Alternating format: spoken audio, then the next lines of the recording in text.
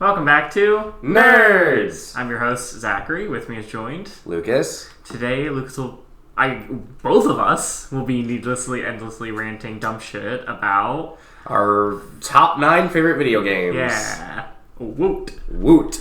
Before we get into that, let us discuss how we are, because not only is it a good way for the audience to really get our mood, but it's also therapy for us. It kind of is. Yeah. I'm sick, obviously. My voice has changed it a little bit. I have been sneezing and coughing throughout this entire week. It has been fun. Miserable. Yep. Other than that, how are you? I'm alright. Tired. Amen. But mentally feeling alright. I started that list that I talked about last time, and that's been helpful. That's good. As well as just, I've been cleaning more. I've been doing a lot more activities. I saw some friends that I haven't seen in a minute. Hey! So... That's always a good thing. Yeah. Just been nice. Been a little more active. It's good. Work is still work. As it always is. Yeah. Not as bad this time, though. I did have to call in Thursday, because that was the worst of my sickness. Ew. Where I was actually... So... and apparently it was also the time that our, not corporate, but the president of the company itself came to our store. Oh, shit. So I was like, well, I guess I missed talking to the president. You either saved yourself or you missed out.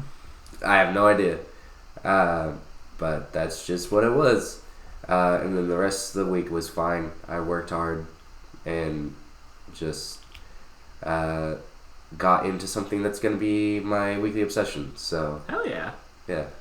Sweet. So how you doing? Tired. Yeah. But ultimately not too bad.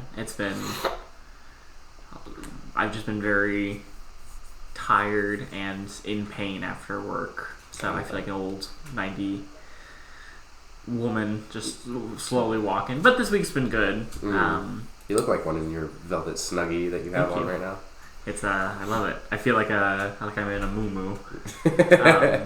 But no, this week wasn't too bad. We canceled Dragon Realms because you and another one of our friends was sick. Yep. And then we had kind of already thought about canceling it because another one of our friends got sick on Tuesday. Tuesday, yeah. So it was just kind of like, let's just take Thursday to rest. I also had no sleep.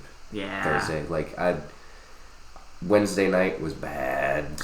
Yeah, and I have no problem being we only have 4 players, so 2 players aren't feeling well. That's half the party, and I'd rather just not do it because I don't want to have to struggle through keeping people's attention or being like, okay, the energy is really low. I'll just wait another week until everyone's feeling much better. Yeah, I don't know what it is. I thought it was allergies, so I've been taking allergy medicine. It's not been helping at all. Interesting. So I really think because work got, I've told you this before, work got this new floor cleaner. Had somebody come in and clean the floors, and it has a very strong smell, and apparently everyone's kind of been feeling it, and I think it just hit me the worst. Damn. So never a good way to enjoy work. But other than that, I'll get into my 2 weekly obsessions that were during the week, and then my weekly obsession that's during the weekend. Gotcha. But yeah, it's not been bad. Me, you, my bestie, and their partner got wings on Tuesday. Oh, that's so nice. And we watched Poker Championship. That was actually a lot of fun. World champion betting millions of dollars. But yeah, I've been craving wings. I still crave my raspberry jalapeno. Oh god, we could get some. No, not they're tonight. Closed on Wednesday. Every single Monday I want it, and they're closed on Mondays. It hurts my soul. Genuinely. It's every Wednesday when I talk to my boyfriend, I'm like, I want Asian Hut, which is a local restaurant. And it's they're closed on Wednesday. They're quite literally the one day I always want them, which is probably why I want them on that day. Yeah. They're closed. And I hate it. So, but other than that, ready to get into this week because it should be Cyberpunk on Tuesday should be fun. Mm-hmm. We're getting back into Dragon Realms, which will be fun. I think this Wednesday we're gonna be doing some planting. Oh, hell yeah. My boyfriend wants to start a little garden on the porch. I've been wanting to do that as well. So. Do some peppers. Peppers are really nice this season. We're going to try to grow bell peppers. Because I cook with them a lot, and it'd be nice. The planting is more of a him thing. I'm there to just help. Yeah. But he asked me, and I was like, I kind of want bell peppers. Bell peppers, strawberries are super easy. Though they only produce once. Yeah.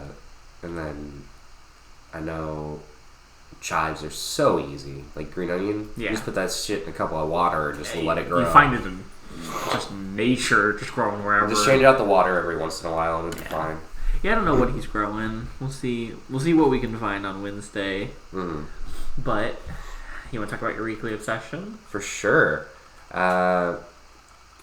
So, in rare form, I have two. Welcome to the dark side. Yeah, I know.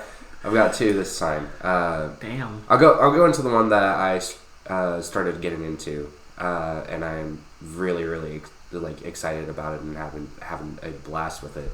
I've been drawing a lot more. Yeah, you were doing that on Tuesday. And I've been doing like action poses of the characters and stuff like that. But I'm actually like sitting down and learning like techniques again. And hell yeah. I used to draw a lot whenever I was younger. Like I remember in high school, my this is so cringe. One of my main ways of flirting was drawing a picture and then giving it to a person. Hell yeah. Because that's what I could do. And I was not good, but it's what I did. Yeah. I'm not gonna say I'm that good right now, but like I'm definitely learning some new stuff that I've never done before. I've just did some action poses. I'm learning like anatomy at the moment, so always the crutch of an artist. It is always the crutch of an artist. Anatomy. But the plan is to like get good enough with drawing so I can draw out like the creatures and weapons and fighting styles and stuff like that of the different parts of Gandria. Yeah. So I can just I don't have to hire an artist for that kind of stuff. I can just do it myself. Luckily, weapons are kind of easy because it's and luckily monsters don't have to follow anatomy unless they're based off of something. But then you can always mess it around. Yeah. And be like, it just looks like this because it's supposed to look like this. And I've got ideas, but that's been a lot of fun. And then weekly session number 2 is I have gotten back into Final Fantasy VII. The original. Oh, the original. The original. Damn. But I found out how to mod it. Hell yeah. So it looks graphically better. I have new character portraits for it. And there's a whole new mod that I don't think it's new, but it's pretty damn cool. It's called Echo-S. Echo-S. It's a full fan-made voice acting. Oh shit! Of the entire game. Oh my god! Like every person that you can go up and talk to has a voice. It's cool. It's really cool. And like you obviously can't change in the original game you can change the names of the characters. When you have that mod you cannot because they have their names. But like I love their voice actors so far. They're like not all of them are good, but like they're doing their best and I fully respect that as somebody who also wants to do voice acting. For just it being like a fan-made thing, it's so cool. Cloud sounds fucking badass. Barrett sounds exactly how I imagine Barrett would sound. Tifa just sounds motherly and also like she could kick your ass at any second. Hell yeah. It's wonderful. I highly recommend it if you ever do get into the game. Try out those mods because they're super fun and they just bring more to it. More! Well, because you could really feel how the characters are feeling because they can actually express that instead of just, text. So, yeah, I love Final Fantasy VII. We'll get into that. It's probably going to be something you heavily talk about soon. Your number 9s. It might be up there. Final Fantasy X, Final Fantasy XI, Final Fantasy XII, Final Fantasy 13. No. I only have 2. Oh, okay. Yeah. 10 and 7. Yeah, 10 and 7. Yeah. Anything else? That's about it on my end. That's kind of what I've been doing. I guess recently got Street Fighter 6. That's been fun, but that's recent, so not much I can talk about on that. Game's cool. That's what I can say on that right now. We'll see next week. Live 3. Yeah, of course you do. Never in doubt. Never in doubt. I won't go chronologically. Uh-huh. We'll go based on my least obsessive to most obsessive. Okay, let's go. Least obsessive, I've been getting back into Hellpoint. Ooh. Which is, I don't know if I talked to you about it, but a sci-fi Souls-like game. Oh, I know Hellpoint. Yeah, I've made seen by stuff about it. an indie developing company that I can't remember the name right now, but it's so sci-fi. It's incredibly Souls-like. Essentially, it is a Souls-like game, but it's super sci-fi. Not a huge game. I essentially did everything in the base game, and it was around 16 hours. Oh, that's not bad. But they have their DLC Blue Sun, and it looks... I don't know how long it'll be, but it's got 3 separate areas, and the first area has already taken me like 4 hours, and I'm not even finished with it. Yeah. So, a very extensive DLC. But a super cool premise of humans start making AI, find out that they can essentially talk to cosmic entities and start to harness their power into N.E.R.D.S. And then use N.E.R.D.S. It's like the best way it's described is like quantum radiation in a sense of like how it's utilized, but it's like this dark energy. Shit hits the fan, everything's kind of robotic, the cosmic entities. Oh, it's also very Doom, which is they start to harness like like hell's energy in a sense. Shit hits the fan, cosmic entities take over. You're awoken by the author. Oh, that's cool. As a human, not a like robot, and he's like, "Hey, go learn, come back to me."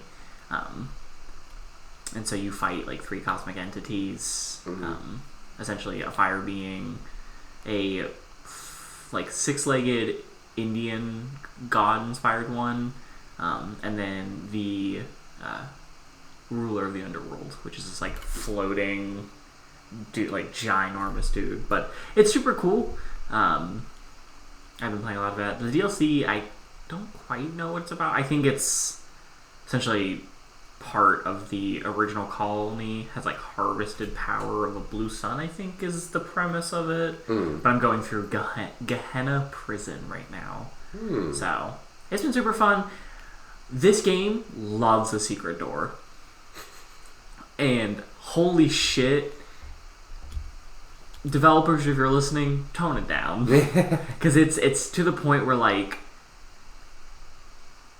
it's cool where like you can start the game, you can go 2 main paths, and then each path has like part 1B or part 2B, and then they kind of connect to the same place, and eventually you get a certain point in the game where you can go back and go through the second part because you only gain access to one of them.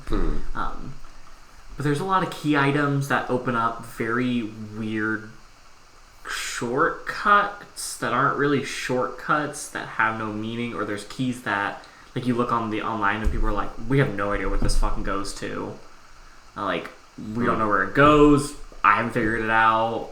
There's a lot of items that are very cryptic, and it's, you know, Dark Souls does that, where it's here's a cryptic response, but they do it in a masterful way that feels fulfilling when you figure it out. There's a lot of things in Hellpoint where you're like, not only do I not know where this goes, when I look it up and I do it, nothing happens. Yeah. From what I know, Hellpoint is a very interesting game. You either hate it or you love it kind of game. And it tries to kind of be a Metroidvania, if I remember correct, and it doesn't succeed. Kind of. Not really. It's a pretty good linear game. The parts that are Metroidvania are the like okay, you come across a locked door, and like you go down through like the game, and then like you get a key card, but it's not the way forward is locked because you can really go from point A to point Z easily. It's just the game is filled with so much secret content that is, halfway through the game you defeat a boss and it gives you a key, and then you go back and unlock some secret. So Gotcha. It's less that the main game is locked behind having to go find things. It's more just it's a lot of secret based things. But I think it does Souls like very well. It feels very fun to play. It is like Bloodborne in the sense of a very quick dash and a very far lengthening dash. So it's the same type of where Bloodborne you don't roll to dash, you do more of like the hop. And so it feels very good. Combat is pretty fun. Enemies are decently varied, though, you know, the main game is only 15 hours. So the bosses are really cool, but there's a lot of same utilization of things. Yeah. But it has an interesting concept. I'd love for the developing to make a second game, because they have an in-game time, which is a dial, and there are 2 events that can happen per day. There's the Arsonin or Arisen Storms, which essentially take a part of the map and go, hey, this is now like a horde level challenge. So you go through the fog walls and then you defeat a small horde, and it usually unlocks some cool like loot. Then there are the black hole doors, which is a specific time of the day when your time matches its time. It is supposed to unlock secrets, but in the whole game there are only 6 things it can unlock. 4 of them require keys, and 2 of them are the only thing that are actually unlocked by black hole time. So it's a cool concept. It just really falls flat, but I've been enjoying it. It's a lot of fun. I found a lot more secrets this time than my first playthrough, and it's got a cool, you know, AI. Human goes into like learning about deep like space AI, and it all takes place on N.E.R.D.S, I think is the shuttle or the spaceship. But it's fucking gargantuan. It's like the size of... It feels like the size of a whole state. But then eventually June Harness Hells, cosmic entities come back, and it's pretty cool. Oh, yeah. There are 4 endings that I have yet to do. But I'm going for the complete true ending, which is there's only 3 NPCs you can meet in the whole game, and 2 of them are tied to the true ending. So it's fun. I feel like you would... I don't know if you would enjoy it, but it'd be cool if you give it a try. Yeah, it's a good Souls-like. It's just very like, where the fuck am I going? You still need to play Lies of P. I've watched it, and that's the thing is like, I love Souls-like games. I just am not in the period of life where I want to deal with going through the frustration. Luckily, I've played this game before, so I kind of know some of the, you know, cheese things where like there's a certain gun that once you level it up a certain amount of times gets like a grenade launcher, and it kind of easily stuns lock a lot of things. But there are times where I'm getting nervous because I know the DLC, like Bloodborne and other games, have some incredibly difficult boss fights, and I'm like, I don't really care to do them. Like, let me explore. I don't really know if I want to deal with the bosses. Which is kind of my thing about Lies of P, of like, really fun exploration, great combat, great gameplay. I just don't care to try to go through the bosses and try to grind them out. To be fair, there's only like a few bosses that I have played through that I... We have a bird on our bird feeder. Very cute. Oh my god. Anyway, there's only like not even like a few, like a couple of bosses, like 2 that I know of that I was like, man, this boss is hard. The rest of them were like, this is a good challenge, but like I could get through this by myself, no problem. Yeah. So I don't know. It's up to how you want to do it, and I fully understand where you're coming from. So. I've watched it. I don't think I have much of a desire to actually play it, but it was a fun watch. It's a good game. It's a gorgeous looking game too. Mm-hmm. But yeah, I've been playing that, which was fun. I finished Red Claw, the second book on the Dragonblood Assassins. Mm-hmm. Holy shit. Don't spoil. I'm not spoiling it. The last... Because it's like a 28-hour long book. The last 7 hours, I was like, where the fuck is this going to go? And then it's like, oh my god, we finally get an answer. Well, we don't get an answer. We get hints that leads to kind of a clue that leads to then certain people taking action, though we don't know actually the full amount of answer. But Jamie Castle really loves to end his books like it's the feeling of ending a chapter. Like, and loves to start the next book like it's just the next chapter. Like, going from Black Talon to Red Claw, there was no, like, let me re-explain the lore of this world. It was like, alright, chapter 1. You are quite literally in the exact same moment that Black Talon ended. Like, it was just a new chapter. And I was like, oh shit. That's kind of cool, though. It's cool. His first 3 books are free, so it's not like you are really struggling to get the next book. Yeah. But yeah, so fun. I won't spoil. It's not really a spoiler, but our 2 main characters have officially now met and are kind of working together. So it's been like, instead of the chapters, because Jamie Castle does it where like chapter 1 is him, chapter 2 is her, and it never switches beyond that. It's always him, her, him, her, him, her. So instead of them being like, you know, different parts of the city, it is like, oh shit, they're fighting. Chapter 1, like, this is him, and then we cut to her, and it's her point of view, or it's just a bit after the combat, her view. So we're getting more of like same time happening, different chapter switching. Yeah. But it's such a good book. It ended in a really good way for me to take a pause from the series, because Black Talon ended in a way that I was like, I gotta start the next book. But Red Claw ended in a way where I'm like, I could hold off to do, I think it's Silver Spire is the 3rd book. I was like, I could, like, take a breather. Silver Spine. I was like, this feels like a decent moment to take a breather. Because I don't really know if I want to rush through the series. It's a great series, and I kind of want to have book 3 and book 4 to come back to in like a week or so, or maybe longer. But it's such a good book, and we finally got some resolve into some things. Had a very scary moment where it's not a spoiler, but I do want to talk about the moment if you're okay with it. Our main dude gets captured. Okay. And gets tortured. Oh boy. So, main dude goes up, captured, okay? Our girl goes down, purposely imprisons herself. They meet together. And it's such a fun, like, she does it for some reason that I won't spoil, but eventually gets through the prison, realizes what she's looking for, she can't find, tries to free herself, and does it, kind of goes through this area, finds him, just as he is freeing himself, and they do the classic kind of,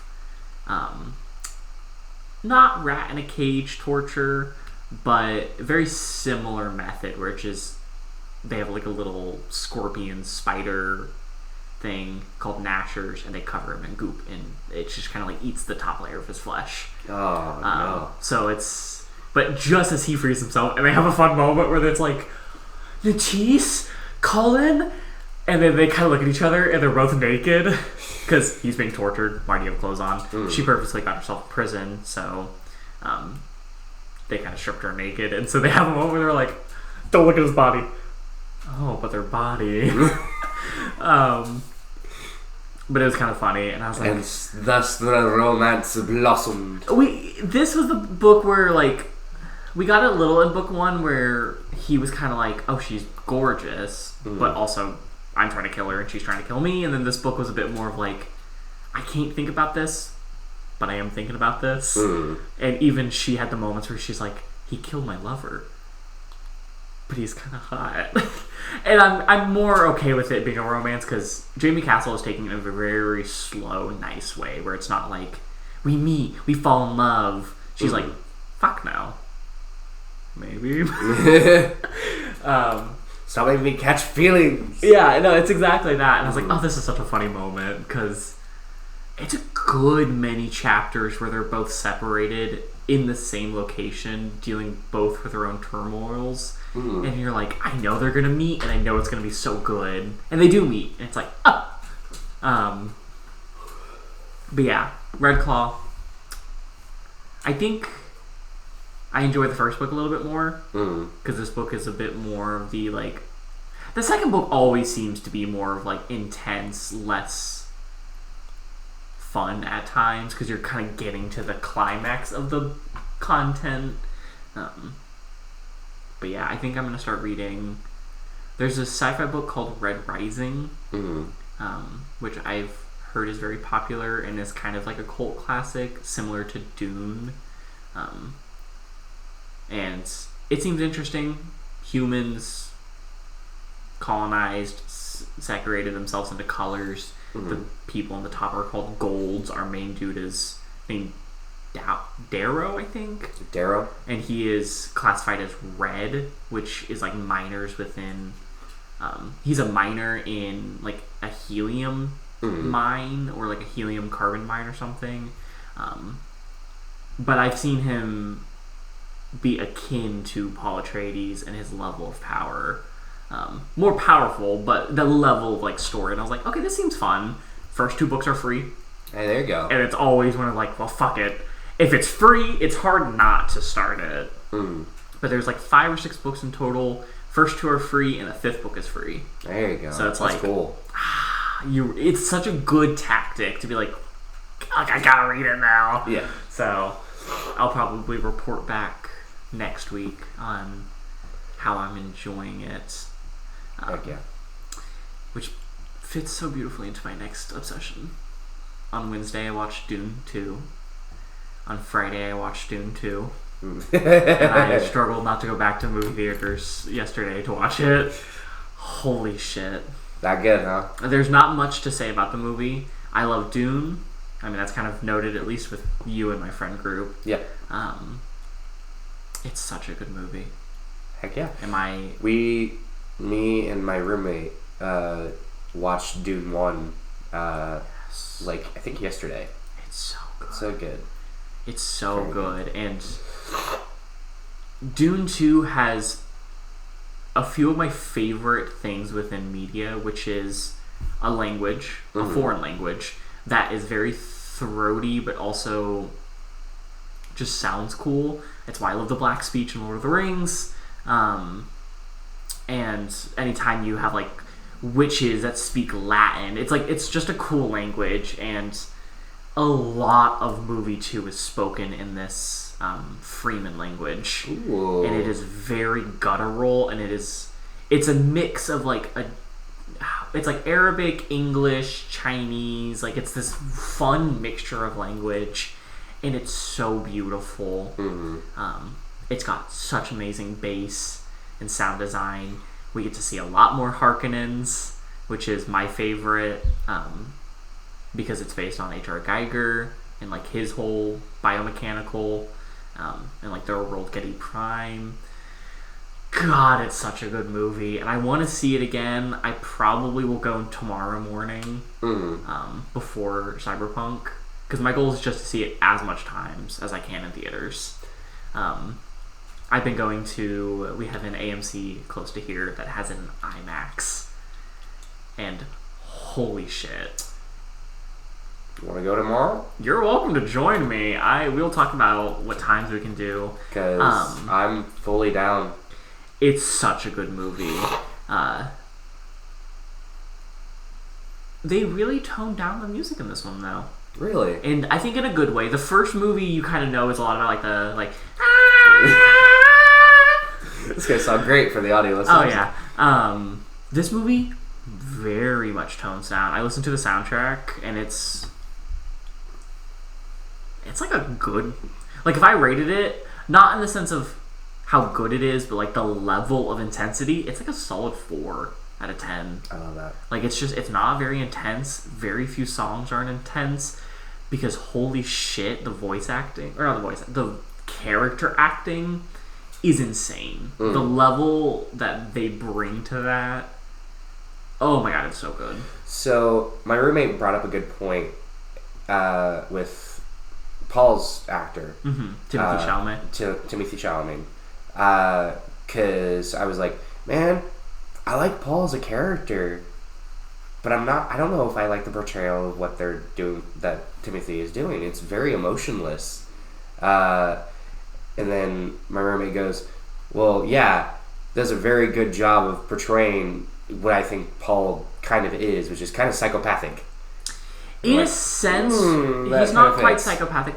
I will say Timothy Chalamet's portrayal of Paul Atreides is gorgeous. In the first book, that is how he is.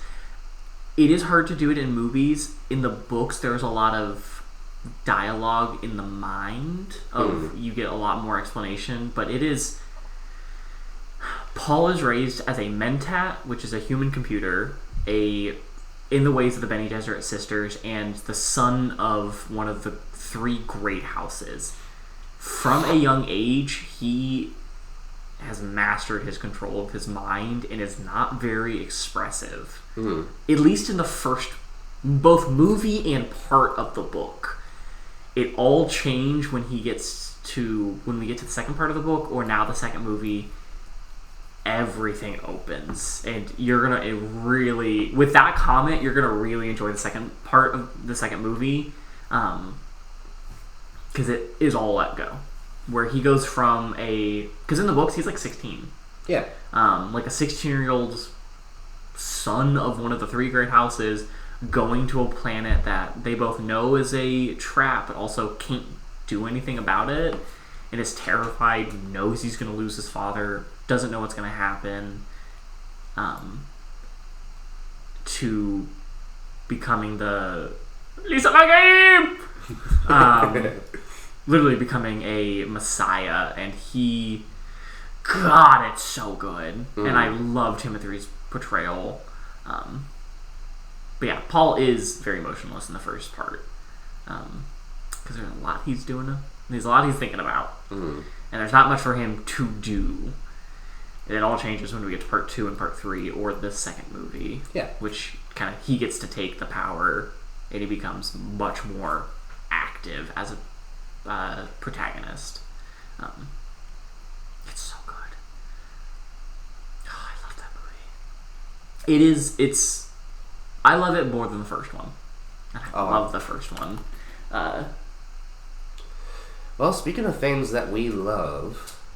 I think it's a good time to start going into what the topic is today, which is both of ours top 9 favorite games. You want to go? How do you want to do? You want to ping pong? Because I don't think we should just sit here and listen to one person talk about it. I'm thinking ping pong in it. I do not have mine in a particular order because I don't know if I could. I don't have mine in the sense of like 1 through 9. I have mine in a general clumping. Yeah. So I think we should just jump into it. Go for it. You want me to go for it? Okay. First thing that I have on here. You know what? We have our computers. We can kind of show each other's. Oh, okay. So I thought about doing it like that, and then I was like, that's too much fucking work. No, to find pictures and. Okay, but there's literally a site for it. There's a site for it? Yeah, there's a site for it. What is it called? It is... I just looked up 3x3 generator. Oh my god, let me see if I can do this real quick. Okay. When you talk about... Okay, it's an actual generator. Yeah, 3x3 generator. And it'll have, like, this at the top. Go to Giant Bomb, it'll go to games, and then you can type out your favorite games and then put them in here. So, first one that I have is Final Fantasy X.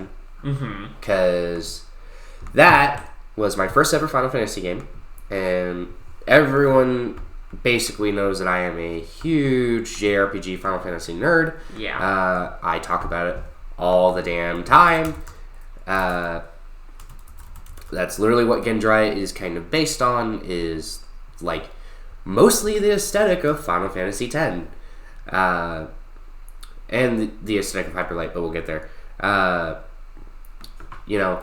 Final Fantasy X is set in the world of Spira.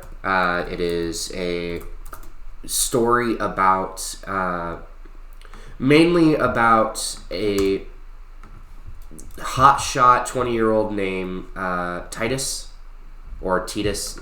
Titus is his canonical name. I always call him Titus, and I will forever call him Titus. I don't care. But yeah, his name Titus, who's a famous blitzball player back in the city of Zanarkand, about 200 years in the past. Through shenanigans, gets pulled about 200 years into the future by this creature called Sin,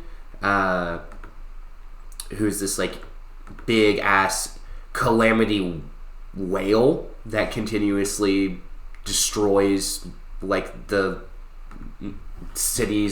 major cities of the world. Love it. And then the other story, the honestly biggest main story, is Yuna, who Titus and Yuna find each other.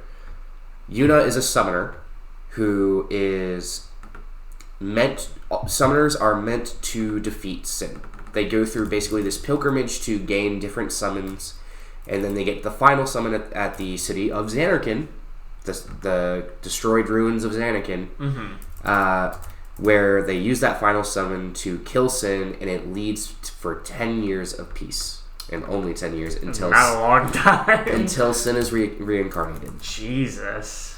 And there are questions that Titus asks of is it really worth it? And Yuna's like, don't say that it's not, because those 10 years are all we have. And, yeah, that's true. And throughout the game, you experience Yuna's journey, because you start finding out throughout the game, the pilgrimage is a death sentence. Summoning the final summon kills the summoner. God. So Yuna's journey is one of self-sacrifice, and she basically had to learn how to smile through the toughest of times. And Titus, who's new to this world and is kind of an asshole at times, kind of learns from Yuna how to be more of a gentler and thoughtful person, and also kind of work out his daddy issues that he has. And they fall in love, and it's honestly one of the most beautiful love stories that I've found. Damn. Where, oh god, I'm going to talk about the specific scene, and I'm probably done. There's a specific scene where Titus finally finds out that she is meant to die. And he kind of gets a recording of his father basically telling him, this is a kind of a spoiler, but I don't think you care, Jet, who is Titus's father, became Sin. He's the one who reincarnated as Sin. Oh shit. And he leaves a recording for Titus basically being like, hey, I'm sorry I was so shitty as a father. I know you'll be a great kid, basically, blah, blah, blah, blah. And that, they're both kind of going through their emotional struggle. Yeah. And they're at this beautiful lake with blue trees. There's fireflies and everything. It's a beautiful moment. And Titus is like, what if we just stop? You don't have to go die. You don't have to go your pilgrimage. I'll bring you to Zanarkand. Well, and she kind of plays with the idea of oh, can I see you play? Can we blah, blah, blah, blah. Yeah. And as Titus kind of does this triumphant, yeah, we'll do that, Yuna starts crying.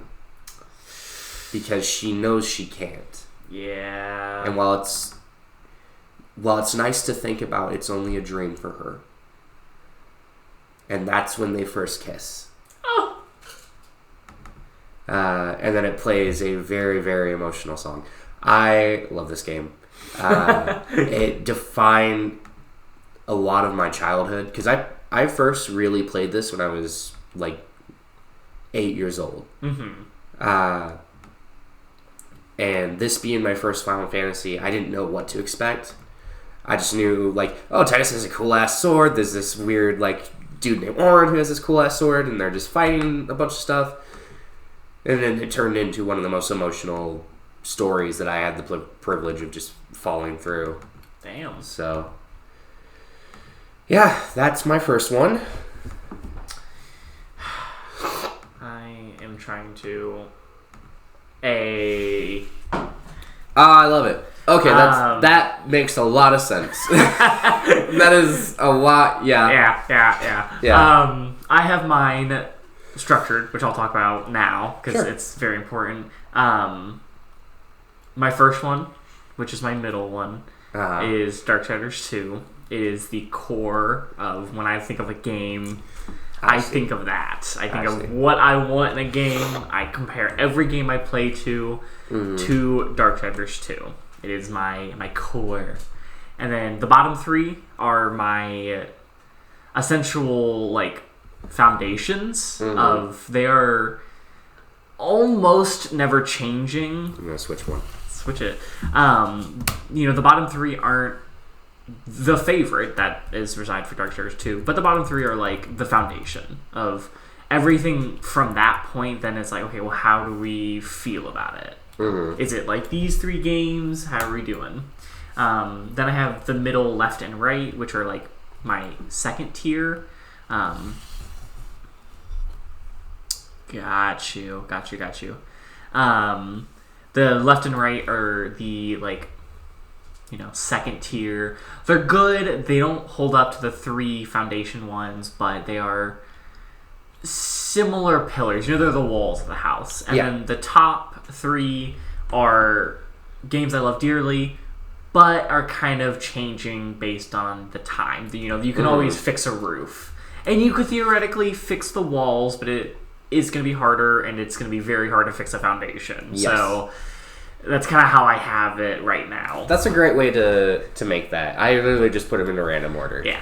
I am autistic, and I have to. So yeah, Darksiders 2, love this game to death. I think I've talked about it a lot in this, but it is 4 horsemen. It is... almost every single thing that I have on here is a single-player hack and slash. Almost. There's a couple of outliers. There's one outlier, which would be... Sinking City, which is kind of a shooter. Well, Dragon Age Inquisition, I would argue, is more strategy, but you can play it as a third-person hack and slash the entire time. That's fair. My first playthrough never once touched like top-down, off-the-coal view. I did. I think the only time I did it was to pause it to drink a health potion. Otherwise, I just played it like a single-player hack and slash. Yeah, there you go. But yeah, Darksiders 2, every single game is based on, how close it is to that. It's got a random... What I enjoy about it is that each, the first game, you just have one weapon. The second game, they open it a bit more, and it's a bit more RPG-based, where each item can have different stats, and it's all random, and then you get, like, possessed weapons, which lets you consume other weapons to, like, build quite literally the specific type of weapon you want. And I always go for, like, life steal on hit, wrath on hit, like usually an elemental damage type, and then like I can't remember the other one I go to, but it's such a great game, and it's got my favorite bosses. I've played this game 24/7. It is a game I will forever replay, which is building this this 3x3 was kind of like, well, I do love this game, but I don't really know if I'd want to replay it. And then I kind of came to the realization of, like, my top 9 games are games I would replay at any point. Yeah.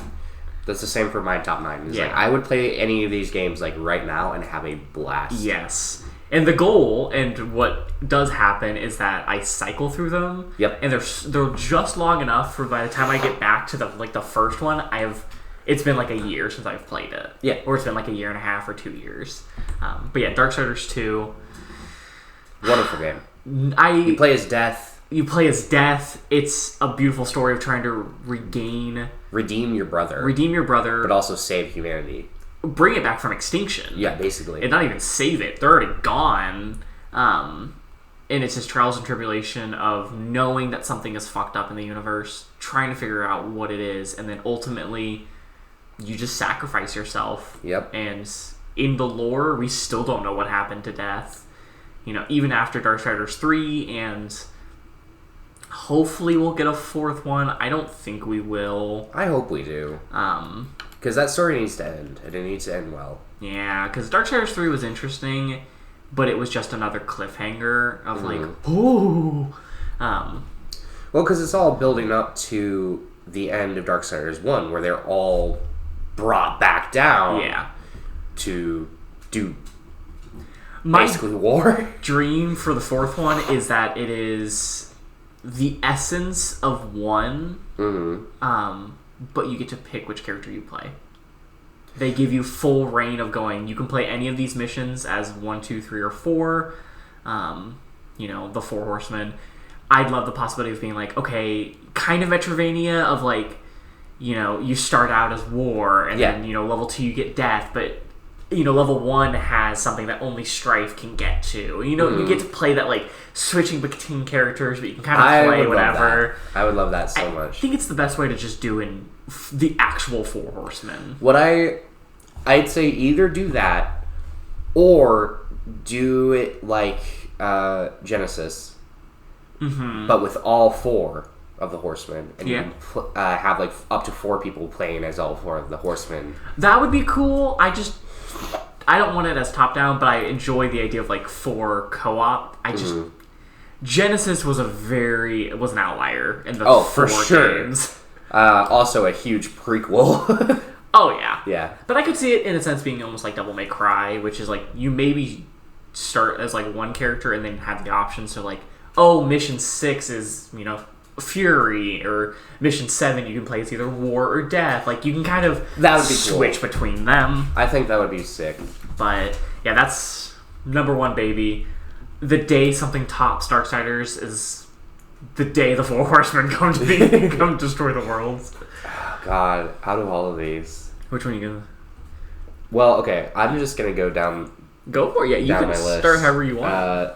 But out of all of these that I have in my top 9, I think my personal favorite game out of all of them is Shadow of the Colossus. I replay that game once per year. I will spend time replaying that game, seeing if I can go faster, seeing if I can like figure out more things. I replay this game so much. Damn. So I think it has to be my number 1. I love it. Is your number... Because I have a very different mindset when it comes to my number 1 Darksiders. I purposefully don't get good at that game. That way, every time I play it, it is like the first time I play it. I know a lot of people like Shadow of the Colossus, where you're like, you play it so much, you know every ins and out, you like try to get better. I purposely go like a year or 2 not playing it, so I'm like, what am I doing? And I have to like look up like, where are the Book of the Dead pages? I have a different goal every time I play Shadow of the Colossus. Ooh. So I need to do that. It's fun. So I guess I'm just gonna talk about Shadow of the Colossus. Yeah. So Shadow of the Colossus, fucking love this game. You play as Wander, who has come to the Forbidden Lands. I've talked about this before. Yeah. Come to the Forbidden Lands to bring back, I think her name is Mona, from being dead. We don't know why she's dead. We don't know why you're there. Yeah. And you're making a deal with this entity named Dorman that we have no idea who or what it is. But it is basically being like, okay, we'll make a deal. Kill these... John Lennon. Yeah, kill John Lennon. Kill these, Lennon. I believe it's 16 Colossi. and I will bring back your fallen loved one. And that's what you do. It's a very simple premise. Oh yeah. Sorry. When did we talk about Shadow of the Colossus? What episode was that? I think that was... We talked about it in depth. In a good amount of depth. Oh my god. Around aesthetics, I think? I don't know. Oh, aesthetics of video games, yeah. Yeah. Where you talked about the aesthetics of it. Yeah, that game, cult classic for a reason. I mean, God, man. I have it tattooed on my arm. I know, if I ever want to kill you, I know where to hit you. You know the weak spot. You quite openly brandish it. But, like I said, I come back to this game once per year. Mm-hmm. It is such a... It is one of the few games that I sat down as a kid and was like, this is just fucking art. Yeah. Like, this entire thing is just art. Oh, yeah. And it made me really appreciate just video games way more. I mean... The fact that Wander goes through so much and then you end up being the bad guy. Yeah. Just is a crazy... Unknowingly, too. Because nothing is explained to you. It is such a perfect representation of just how easy it is for adults to trick children. Yes. Every time I think about Shadow of the Colossus, I'm like, it shows beautifully just how easy, as a child, you just kind of believe what you're told. Or grieving. Or grieving, any type of emotional vulnerability. Yeah. You can get somebody who sinks their black tendrils into you and just takes control of your body and turns you into a Colossus itself. It's wild. And every Colossus is beautiful and just expertly made. Oh, yeah. Like, I could not even fathom how they figured out how to program it or, get it to look like the ways that they do. One particularly... I'm going to talk about one that I fucking love and one that I fucking hate. Okay. I don't know much about them, but I kind of know some of them. So, there's one in particular that... my favorite Colossus is the third Colossus. That you have to basically go through a lake to get to this platform and go to the top. This top platform, and it's a sleeping giant. And he's just sleeping there. You walk onto the platform, and it's a big circular platform like this. It stands up, and it's the first time I was like, I'm fighting that? Like, the other two are big, don't get me wrong, but, it was the first time I was like, oh, God, how? Yeah. And so it basically has, its hand is replaced by, this stone pillar type sword or whatever, and it slams down, and you have to basically climb up it from the sword. Yeah. And it was the first Colossus that, just blew me away. And then I have thalassophobia. Is this the weird eel one? There's a weird eel colossi. It's one of my favorite. It's still expertly done. It's so creepy. It's so goddamn and the water creepy. is just pure black almost. Oh my god, you can't see nothing. And then you just see it. Yeah, you just see its eye, and then you see the 3 mandibles that are electric and will shock you. And there's no mouth. It can't swallow you, but every time I get in that water, I'm like, I'm gonna die. I'm just gonna die. Yeah. You don't know how deep it is. You don't know what else is in there. But how I keep this game fresh for me is I have a different goal each time I play it. So, the end all is always to kill the Colossus. Yeah. But, sometimes I'll be like, all right, I'm going to see how fast I can do it. Mm-hmm. Or, I have all these, I'm going to see how fast I can get all the items. Or in the remake, which is what I play the most, trying to go to each location and find these little... the coins? Yeah, little coins. Yeah. And try to get the big sword before I go to fight the final Colossus. Yeah. I keep it fresh, so that's why I love this game so much. My number 2, we'll just start with the first base pillar, Bloodborne. Ah, yes. A classic. I love that game. Mm-hmm. It is cosmic horror. It is eldritch horror. It's got such a beautiful transition where you go from hunting beasts and it's all about the blood plague and this kind of madness and insanity of oh, the beasts are killing everybody, / we're turning into beasts because we're drinking blood, than to just the more you learn about, the more as you, the hunter, learn about like in-game lore, and the more the game transitions into the cosmic entities in the what they call kin, the more you begin to fight, these weird celestial creatures, and then you start getting into actual boss fights that are like, oh, I'm just straight up fighting an eldritch entity. Yeah. And then the ending is you fighting a god, which I learned canonically the hunter is the strongest character in the Soulsborne series. Really? Because he's the only main character that defeats a living god. Oh, wow. No other one, because like Dark Souls, you just fight, like, you fight very powerful people. I mean, all of them do, but yeah, the hunter is the only one that fights an actual god, the Moon Presence. I saw a really fun fan art of the Elden Ring main character summoning the bell. I think it was with Melania, and she's like, "What are you gonna do?" And it's the hunter coming up. It's like him with like a little shotgun. It's like, oh fuck. What are you gonna do about that? Yeah, but I have a tattoo of the Moon Presence. That game is just, it is my cosmic horror fantasy, like pure aesthetic. Darksiders is like the fun fantasy, the kind of classic fantasy. Honestly, if I was to say, like, through these games, what is your aesthetic? These three. Like, you have them kind of lined up. Yeah, I do.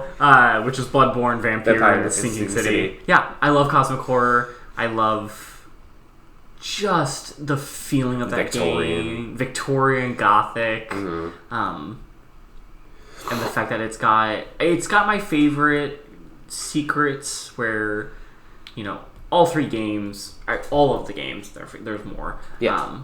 All have really cool secret areas, have cool, like, oh, you jump down here and you're in a whole side area, but Bloodborne just has my favorite with, the whole upper choir church and fighting Ebrietas, and then you get, like, even how you get to, like, Central Yarnum, like, going down the tower, and if you do the right path jumping down, you get to find the physical location of the workshop, the Hunter's Dream, and find the doll there just inanimate, and it's such a good game. It's wonderful. And I love that game so much. It is, I think, out of all of them, my least replayed, just because it's a Soulsborne game. Yeah, it's a difficult type game. I talked about in the beginning, sometimes I just don't want to have to struggle through a boss fight. Yep. And luckily, similar to kind of what I talked about Hellpoint, I kind of know the game. I usually run Kirkhammer, or the Ludwig Holy Blade, which in its like normal form has a pretty good stagger rate, and then it can transform into like smaller thin blades for quicker attacks. So, God, I love that game, and apparently we're getting it. I don't know. I've been seeing the news of like every time I open up Google, it's like Bloodborne possibly getting it on Steam or like a digital. I hope to God we do. I want to see that game in 60 frames. I'd love to see it a bit cleaner. If it comes out on Steam, man, so many people are going to be hyped. Yeah. I don't know. I've kind of recently just been seeing a bit more about like something is coming for Bloodborne. I wish there could be a Bloodborne 2. I want a Bloodborne 2 so bad. I don't know what it would be. I don't know what it would be either, but I just want one. Because you can't... I wouldn't want just another, you're in Yarnum, you're in the world of Bloodborne. But I'm like, where... I think that they should do is do the deep sea that they've talked about before in like the Dark Souls area.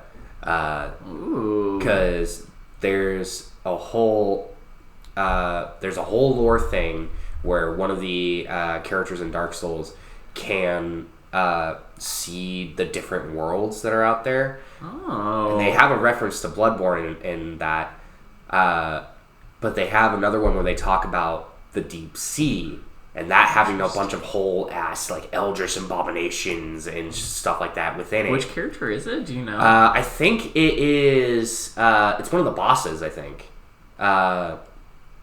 where his lore is talking about how he is a prophet. The Dark Souls 3, the slime dude who has the scythe and he apparently sees visions of like other like worlds. Oh my fucking god, what's his name? like Saint Prophet, blah blah blah. I don't because remember. he himself essentially is a weird eldritch. Yeah, because he basically consumes everyone and then becomes just a ball of slime because he consumed everyone. And you fight him, and his appearance is Gwendolyn. Gwendolyn? I think so. Which is, he's just eating a god. Aldrich, Saint of the Deep? Yeah, Aldrich, Saint of the Deep. Yep. Oh yeah, the Deep. That's what okay, it makes a lot more sense now. Dark Souls 3 has a whole thing where it's the Deep.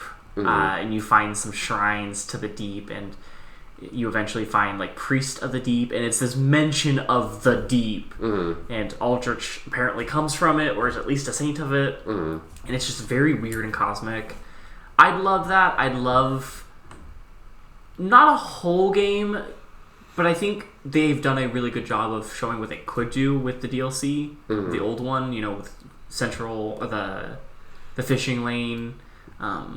I just think it would be really cool if they did something similar to that. Yeah, because it's that, or I'd love a... Like, go real Call of Cthulhu with it. Yeah, I could see it. It's hard, because a part of me would also be like, a fun, like, forest one? Like, not in the middle of a city, which is very much just Bloodborne. But, like, what if you took it out into, like, vast swaths, like a Russian-inspired one? That'd be interesting. I could see. Would be fun. Very folklore. Like folklore, like folk cosmic horror, like Wendigos and other weird, like, folk horror. I kind of feel like that's what they did with, what's the newest one called? Elden Ring? That's true, that's true. I feel like that's kind of what they did with that one, though. Yeah, I don't know what they would do. It's the hard thing of, like, it is so good, what do you do with the second one? Yeah. But... anyhow... Going on. Yeah, just do. Because you said you're going to go to the top. So, next one that I have is Hyper Light Drifter. I can't thank my roommate enough for introducing me to this game. This game is a pixel art hack and slash where you're going into 4 main areas to unlock a key within the central area to try to find a certain MacGuffin that's supposed to, like, free you from this disease. Yeah. So you play as the Drifter, who is very, very sick. And we talked about it in our very cool intros episode, where you find out that you're dying, you have this disease, and the whole journey is basically trying to figure out how to free yourself from the disease. Yeah.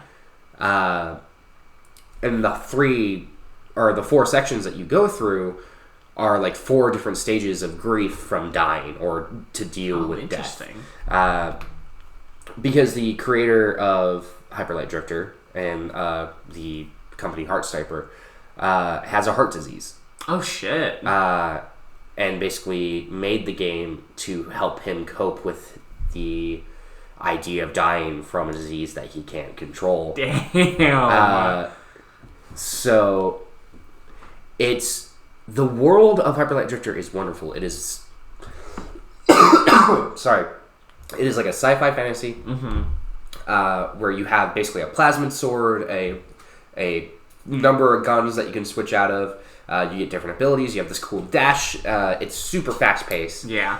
Combat. You only have like 5 hit points throughout the entire game. And there are attacks that can deal like 2. Damn. So it's about like evading and being fast and chipping away at people. But everyone is just about as squishy as you, except for the bosses. Yeah. Yeah, it's so wonderful. And the aesthetics of everything. Because this game is why Gendrya is existing. Yeah, because it's cyberpunk that's then fallen to fantasy. Yeah, that's fallen into fantasy.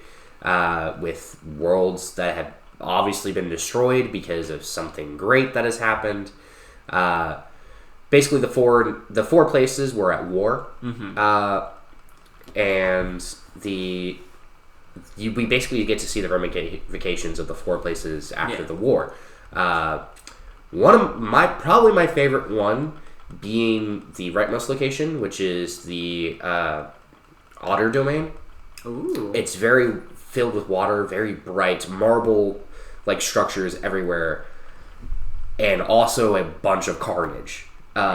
Because the otters have been invaded by the frogs. And the frogs are ruthlessly killing them. Jesus. Like skinning them alive, like doing terrible, awful things to them. And you go throughout just fighting a whole bunch of frogs, and you find a small, like, shrine church area that just has, like, denizens of our otters that are just trying to hide and survive. Mm-hmm. And you go through, and you kill all the frogs, basically, not even trying to save the otters, you're trying to save yourself. Yeah. So you kill all the frogs, and you kill the frog person, and then you just leave after you get everything that you need. Damn. And it's one of the most beautiful ones. And throughout the game, you find these decomposed structures of the giants that I mentioned in the intro. Yeah. Where I talked about them just decomposing and everything. Each giant died. And it's supposed to represent, no matter how strong you are, you will die. Yeah. And at the otter place, you find one in each place. At the otter place, it's completely sunken into the water. Hand up, you see its face. It's just there. Yeah. It's just a destroyed remnants of this very powerful being. Just destroyed. And the fact that I love that type of messaging. Yeah. You know, I love games that like show don't tell. Oh, yeah. And Hyper Light Drifter has no dialogue at all. Everything that you figure out is shown through it to you. Like even the otter talking to you, he just shows you pictures of like how he escaped. Mm-hmm. That's it. It's a wonderful, wonderful game. I recommend it to anyone who wants to experience a piece of art. Just art. Because it's interactive art. It's a gorgeous looking game. It's a very fun game. There's challenges if you want to try them and everything. But if you just want to go through the entire story the way it is, it's a story of acceptance. Accepting that we are mortal, and acceptance that no matter what, we are all going to die. Yeah. Because the Drifter, after defeating the final boss, he does find his cure, but he's already destroyed it. The entire place starts to crumble around him. He finds a secluded spot and just sits down and accepts his death. Damn. And he dies before the place caves in. Oh. Heartbreaking. It's heartbreaking, but it's beautiful. It's a beautiful message. Anyway. My next one, Kingdoms of Amalur Reckoning. Good one. A game that you have so very much recommended me play. Yes. I think we talked about it. I think we've talked about it a few times. I know I definitely talked about it in the cool intros. Is it on Steam? Yeah. Then I'll just get it, yeah. Get the Re-Reckoning, which is the remaster. Mm-hmm. Such a cool name for a remaster. Kingdoms of Amalur Re-Reckoning. I was like, oh, it's gorgeous. Mm. Such a clever way to just, instead of being like remastered, it's Re-Reckoning. Once again, another third-person hack and slash, super fantasy. You don't have to choose from a warrior, a rogue, or a mage. You put points into essentially the 3 skill trees, and you get to fully customize how you want to play. Mm-hmm. Like I played a poison, like a mage that had a lot of like elemental damage, but also poison, like Fey Blades. Gorgeous game. It's got a really fun premise of you are essentially a Fate Weaver, which is not a thing. There are Fate Weavers in the world are like people who can see destiny and possibly like weave someone and be like, okay, you're gonna die at this time. Mm-hmm. Like, you know, that's just kind of how it is. They see the weave, but they cannot change it. You play as a character that is able to just completely unravel it, and you are able to stop events happening. There's a cool moment where you're like story companion, the guy that teaches you kind of things in the very beginning. He's like, this is the moment I die, and it's a giant orc, and you essentially kill him, and he's like, what the fuck did you just do? Like, he's supposed to kill me, his children are supposed to destroy, like, thousands of people, like, that is the future of this world, and you've just completely negated everything now. Like, what are we about to get into? You've ruined prophecy. You've, like, completely altered the world, and your main character's like, yeah, what about it? What are you gonna do about it? What's up? I'm here. It's such a fun... And it all makes sense, though, because the main enemy are... I don't remember what they're called, but they're, like, red fae. They're essentially... All fae are kind of immortal, but these are a certain sect of them that have just gone evil and are starting to just wage war on the world, and because they're immortal, when you kill them, they rise again. It makes them a perfect army, and so you being a person that can then change, like, quite literally unravel the weave and, like, the fate, makes you a perfect enemy to go against immortals. You're basically the Doomslayer for these red fae. Essentially, yes. Yeah. And it's such a good lore, and I can't quite remember the twist at the end, because you get to the very end and you get a really interesting explanation of what happened to you, because you kind of wake up with amnesia. You are dead.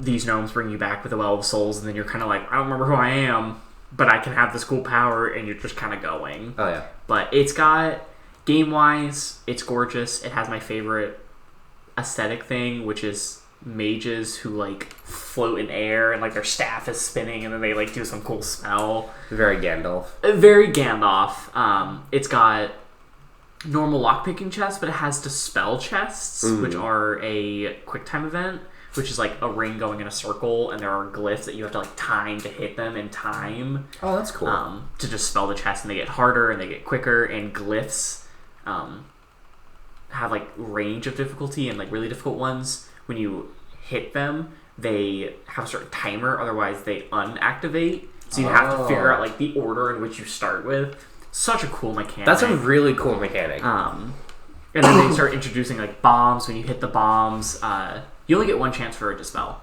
Oh. Because if you fail, the chest explodes. Oh. And you are, like, usually are diseased or poisoned in a certain way. And you're like, well, fuck.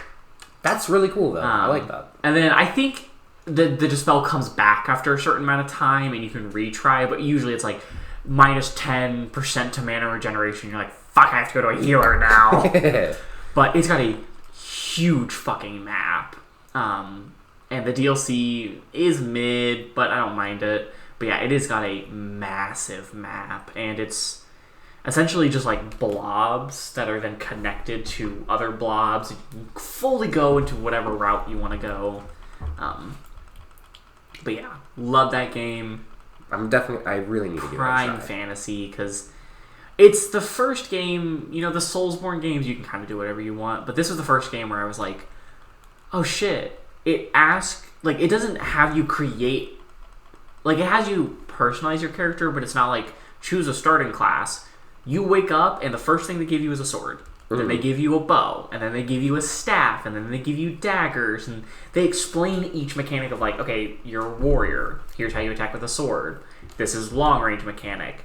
Oh, you have now 2 daggers. This is how you stealth and, like, sneak attack, assassinate people. Oh, you can't progress forward because there's spider webs. Have a fire staff. Now you know you can burn through webbings. And then they're like, well, you're in, you know, there's the tutorial. You can put points into either of the 3 classes. You can customize if you want to go into warrior, like, wizard, or you can go into, like, fighter and rogue. I would definitely be a spell fighter. I would. Playing spell rogue was very fun, because it's a lot of, like, poison, and then you get to... It's unfortunately, I think, due to its time, less extensive of, you know... There is a small bit of, like, the fact that you went to 2 routes, you get some things. It's more of just you get to have kind of both trees, but it's so cool. You would enjoy it so much. You just gotta play it. Hell yeah. And I have the 360 edition if you ever have a... Do you have a 360? I don't have a 360. Well, fuck me, I guess. I'll get it on Steam. You'll get it on Steam. You want to talk about your next one? Yes. So this might get some people upset with me, but I don't care because this is my personal favorite of the bunch. Legend of Zelda Skyward Sword. We've talked about this extensively. You have mentioned, I think, like 3 separate times, I'm going to get canceled for this. Love Skyward Sword. Hey, man, it is my favorite out of the Zeldas. Yeah. You can fight me on it. I won't. I have played Ocarina of Time. I love it. It's not my favorite. So, reason why I love it so much. Some of it is nostalgia. I'm not going to lie on that. But, I played it recently and had a blast still. And the reason is, out of all of its flaws, I think it has probably one of the best Zelda stories. Because it's the very beginning. It's the beginning of the Legend of Zelda. Yeah. How Zelda, it explains how she was a literally reincarnated god. Yeah. She, goes through all these trials and tribulations because she is that reincarnated god. Something she never asked for. And she accidentally makes you her chosen hero. Yeah. Because they do this, after you win this, small contest to become a knight, she performs this, small blessing that, everyone who gets, she got chosen to be the representation of the goddess. You get chosen by winning the thing to be her chosen hero. Accidentally, you become the chosen hero because of that. Which leads to Link being the chosen hero throughout the rest of the games and every reincarnation that he is. Yeah. You see the actual forging of the Master Sword, of the 3 dragons coming together to give their flame for the sword. It's... You build the Triforce. Yeah. It just hits all those moments. But at the end of the day, what I love about the story the most, you're a young man who loves a girl. That girl gets taken away from you through fate and circumstance. And all you want to do is just reunite with her. Yeah. And you see the struggle, and you see... This is the most emotional Link out of all of them, maybe except, Wind Waker. But this Link is expressive. And you know exactly what he's feeling just by looking on his face. Yeah. He never says a word, but he never needs to. Yeah. And there's a moment that will always stick with me of where she's explaining... You basically finally get to her. You go through a whole bunch of shenanigans. You finally get to her at the central temple, and she's like, "I'm so glad to see you, but I'm sorry, I have to go." She basically seals herself to keep the evil of Dorman to at bay for thousands of years. Yeah. And she's like, "I don't want to do this. I love you. I want to be with you. You are my childhood best friend. You are the person I want to be with the most. And I'm so sorry that I can't be here." Yeah. And she starts kind of sealing herself within this resin, and Link runs up and just starts slamming on it. Ugh. Just trying to get to her. And she just says her goodbyes and then is completely sealed away. And Link just cries. And it's emotional. Yeah. I'm an emotional person. That gets me. And then you do everything you can to help defeat this darkness so you can get her back again. And, there's some time travel shenanigans, but, again, for all its flaws, and there are quite a few, it is still my favorite because... It is the most story-driven, it is the most focused, and it just explains everything that the future games will forever have. Yeah. Hylia herself was made in this game, and she's so important to Breath of the Wild and Tears of the Kingdom. Yeah. It just is what it is. Love it. So, yeah. My next one won't be too long because we just kind of talked about it. But the first Darksiders. Yeah. Love this game. I still remember the day I walked into Best Buy, 2014, and Darksiders 2, they had set up like a cool little, like, not end cap, but like a little display of like the cardboard cutout of like Death with his scythe. And I was like, holy shit! You get to play Death? And I was like, but I haven't played the first one, because it said Darksiders 2, and so, as, I think 13, 14-year-old me, I'd be 12 or 13 at that point. I didn't buy the second one, but I went around and I looked for the first one, bought Darksiders 1, because I was like, well, I have to play the first one. And then I remember being like, you get to play War? What? Played that game. I love it. It is, in my eyes, just simplistic. It's, you have one weapon, you have... it's very God of War like. It is, honestly. Yeah. You've got early God of War. Like 2 side weapons. You have the Tremor gauntlets, and then you have Death's Scythe. And then you have a bunch of like... And then you have like small ones, like Strife's gun. You have like Strife's gun, and then you've got like some portal guns. But it is just... It's simplistic. You are more focused on the story than like, what's the best weapon to use? I'm not having enough damage output. Like, it's all the same. And like, obviously, you can get level ups, and then there are like... They do fun things where there are enchantments. And you can kind of put whatever enchantment you want on a certain weapon. But you have to go out and find them. And then there are the like legendary 4 enchantments, which are the 4 horsemen enchantments. But it is just such a beautiful game. And it's... every time I create something similar to Darksiders 2, I'm like, oh, this is such a cool boss fight. I want to do something similar to this. And you've got an incredible soundtrack and such memorable characters of just the boss fights themselves. Like, you fight Straga in the beginning, and then you eventually get to you have to fight oh my god, what's the bat lady? I don't remember. I can't remember her name, but you fight like a giant bat woman, and then you fight I think Sylphia is the spider. And then you fight the Griever, and then you fight just everybody, and it's such a cool just world. I mean, it's the first one that really like defined what like that world was like. It's really cool. And they did the ending in a very... They did the ending in such a good way, which was, okay, we obviously want to make more Darksiders games. How can we set it up that's not just, okay, what? And you get the shot of War talking to the Watcher, and the Watcher's like, you can't fight this war alone. Heaven and hell's gonna come and hunt you. And he like shatters the 7th seal, and he's like, I'm not alone. And you see the other 3 horsemen descend upon Earth, and you're like, oh! And the game ends. And you're like, okay, well, now you've set it up perfectly to the next games are either one of them. But then Darksiders 2 is a prequel to that game, and then the rest of the games are all prequels to Darksiders 1 at the moment. No, there's sequels. There's sequels and prequels. No, Darksiders 2 takes place after War, because War has been imprisoned.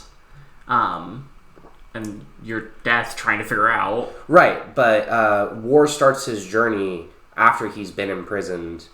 Okay, yeah, I see what you're saying about... Yes. Because in the beginning, War is imprisoned for about 100 years. In that sense, it is both a prequel and a sequel. Yes. Because Darksiders 2 takes place while War is imprisoned. Same with Darksiders 3. Darksiders 3. And then Darksiders Genesis is thousands of years before. Yeah. I never really made that connection that they're both a sequel and a prequel. Yeah. I was like, oh yeah, they are. They are technically after and before, but that's because you spend about 100 years just in prison. War does, yeah. Yeah, War does. But yeah, such a good game. The Chaos Eater is so cool. His giant demonic sword. He is a character I love, which is very similar to Kratos, which I'll talk about in a little bit, of the silent, not stoic at times, but the one filled with anger that eventually controls it. And we get a little bit of War becoming... He's also the youngest of the brothers, I believe.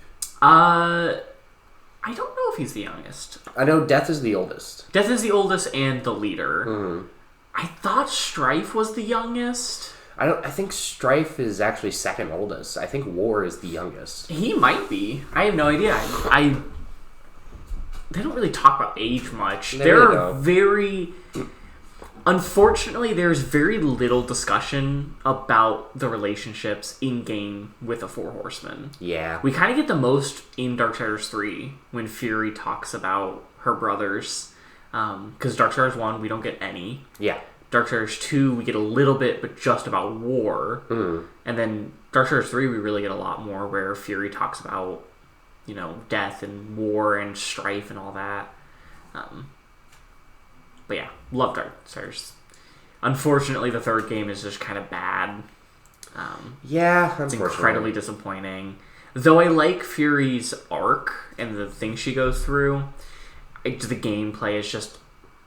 It doesn't feel good. It's rough. And the level design is just bad. The level design is very bad. It has a very general-looking style.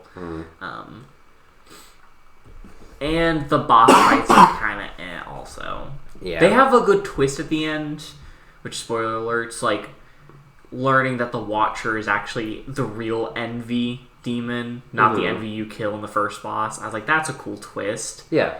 But you also figure out that Strife is one of the humans. Yeah. The rest of it was just kind of mid. Yeah. They tried going back to the core of Darksiders 1, but I don't think they got it. Yeah, I do hope they make a Darksiders 4. Like I said, I think they should. I'll play it no matter what, and I'll enjoy it no matter what. I know we won't get another game like Darksiders 2, because it's the Dark Souls 2, where they took a very different step with the game. It didn't do so well, and they took a step back. Dark Souls 3 took a step back and kind of made itself based on the first game. They tried doing that with 3, didn't work so well, but I love Darksiders 2 because I love the random mechanic of, each scythe has different stats and it's different, levels of stats, and you're trying to random loot. At the harder level difficulty you play, the more good loot you get. And it feels like an actual RPG that's more in your control. Yeah. But anyways. Well, speaking of RPGs, again, I've also talked this one to death, so yeah. I will be very brief on it. Thank the Lord. It is Persona 3 Reloaded. Yep. Why Persona 3 Reloaded? Because Persona 3 specifically was my favorite until Persona 3 Reloaded came out, and it just made Persona 3 way better. Yeah.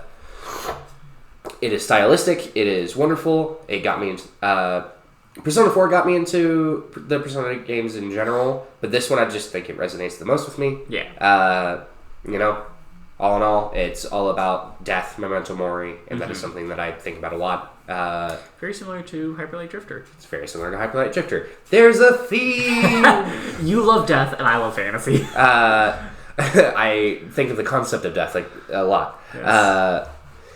And just the way that they handle it mechanically, stylistically, and everything is just like...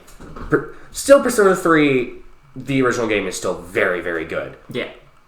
Like, right now it's Persona 3 Reloaded, then Persona 3 for me. Yeah.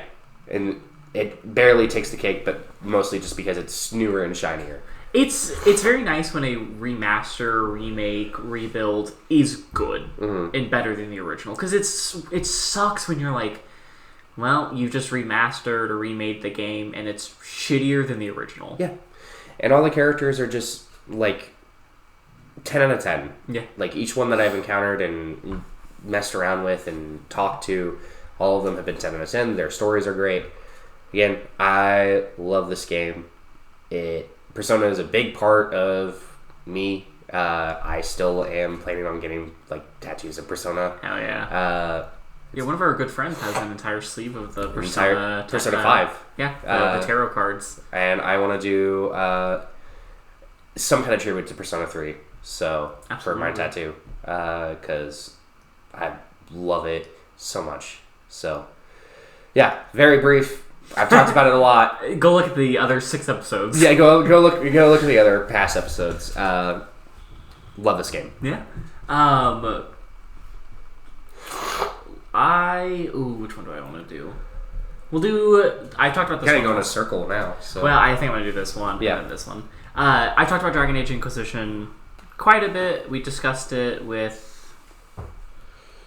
Actually, I don't remember what episodes we talked about it in.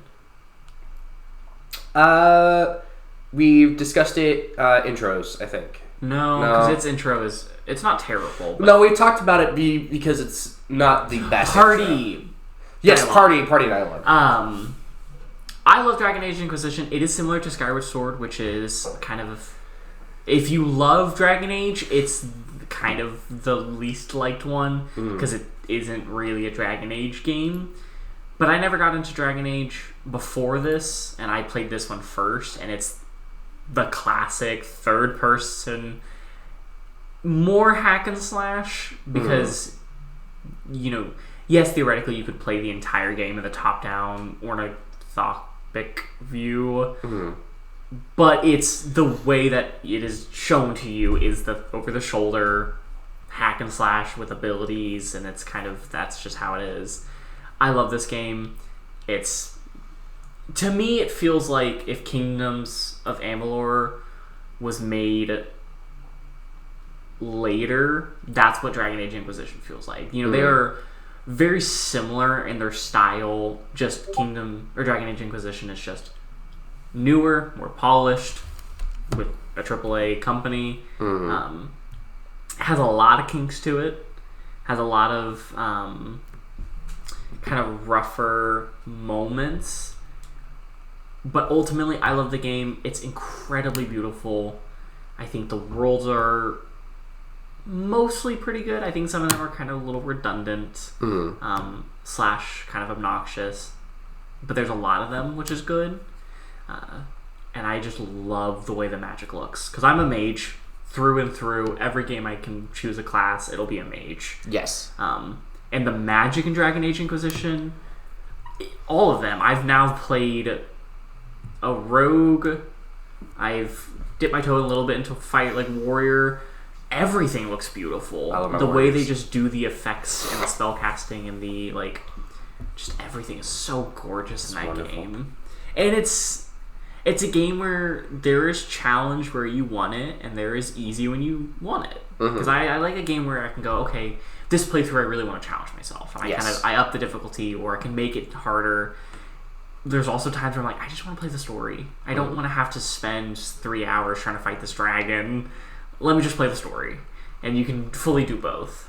But Dragon Age Inquisition is one of those where I know for sure something will come along that'll top it, but it's held its position for a couple of years now, and it's starting to become one of those,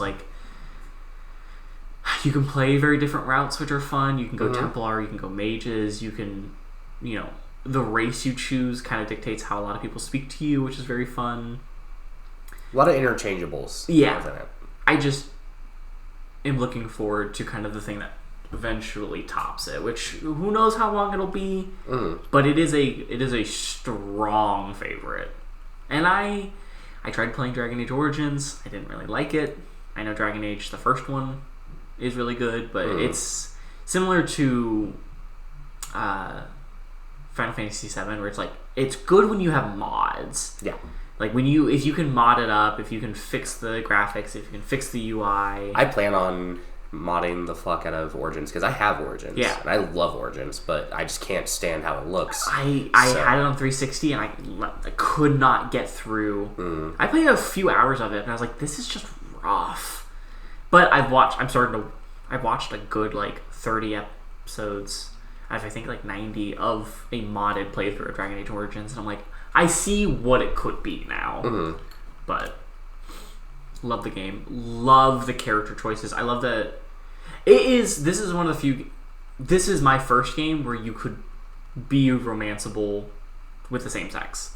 Oh, because I've never played Nor can I personally can't think of a lot of games before Dragon Age Inquisition. I know there are many that you could be... that you could romance same-sex characters. Yeah. But I played this game... Honestly, that's one of the few that I know. Thought the heart dialogue options was just me being nice until Iron Bull... what it felt like whipped his cock out, and I was like, oh! I'm in the living room of my family home. What is happening? And then I connected to like, oh shit, those are romance options. Darksiders, Kingdoms, Bloodborne, none of those have romance. Like, all of my games in a single player, hack and slash, you're not going to have romance. Yeah. I just love being able to be like, well, I'm a romance Iron Bull, or Dorian, or play a female character in romance. Like my current playthrough, I'm playing a dwarf and I'm romancing Scout Harding. Aww. Because I was like, you don't get to see her much. And I was like, I want to romance her. She's so sweet. But I love that game. Mm-hmm. It's a good one. It's a good one. Alright. Next up. This is one of... a few of these I don't talk about a whole lot, but they still are up there. Kingdom Hearts 2. I've never played them, but I want to. They are... okay. These games are convoluted as shit. Because Nomura... you either get on the Nomura train and just have a good time and don't think about it too hard, or you start thinking about it too hard and then it all unravels and you're like, this is not for me. Yeah. So, Kingdom Hearts 2 specifically, I love it because gameplay and story are just cool. It's hard for me to talk about Kingdom Hearts story without talking about the rest of the games because they're all so interconnected and a lot of things won't make sense until I explain them. So, we don't have the time. Yeah, we don't have the time. So, what I will say, I love Roxas. His story is very sad. And basically you play as him before you play as the main character Sora. Find out that him and Sora are basically connected in the sense that Roxas needs to disappear to complete Sora. Oh shit. And Roxas has a hard time adjusting to that. Wow. Kind of like Hyper Light Drifter. A little bit. Then he and Legend of Zelda. Then you go through a whole thing and he disappears and Sora awakens and that's the start of Kingdom Hearts 2. Damn. That's literally the start. And you don't know who the fuck Roxas is, but you get to know and love him. He's a dork. He's a lovable dork. And again, for anyone who doesn't know what Kingdom Hearts is, it's basically the love child of Disney and Final Fantasy. You find Final Fantasy and Disney characters throughout the entire game. Cloud is in the game. Yeah. Sephiroth. Sephiroth is a boss fight. Yeah. In both Kingdom Hearts 1 and 2. Goofy. Main character. Goofy is a main character. Yeah. He's Goofy and Donald fight alongside you the entire time. Such a weird concept, but I love it. Goofy, Donald, and Sora have a wonderful friendship that is so goddamn sweet. I know my next AO3 lookup now. Goofy, Donald, and Sora fanfiction where they're all a poly couple and they just love each other. God, there's so much. But yeah, the reason I chose this out of all the other Kingdom Hearts games is mostly because of gameplay. The gameplay of Kingdom Hearts 2 is just the most stylistic, it is the most easy, and it is the most fun. You have spells, it's hack and slash to shit. Oh yeah. It's so goddamn fun. You feel like a badass throughout the entire game. There's an action-based system where you have to press triangle sometimes to do a specific action that allows you to get benefits. One of my favorite ones is you're fighting in Beauty and the Beast. And there's a Heartless that's terrorizing the ballroom.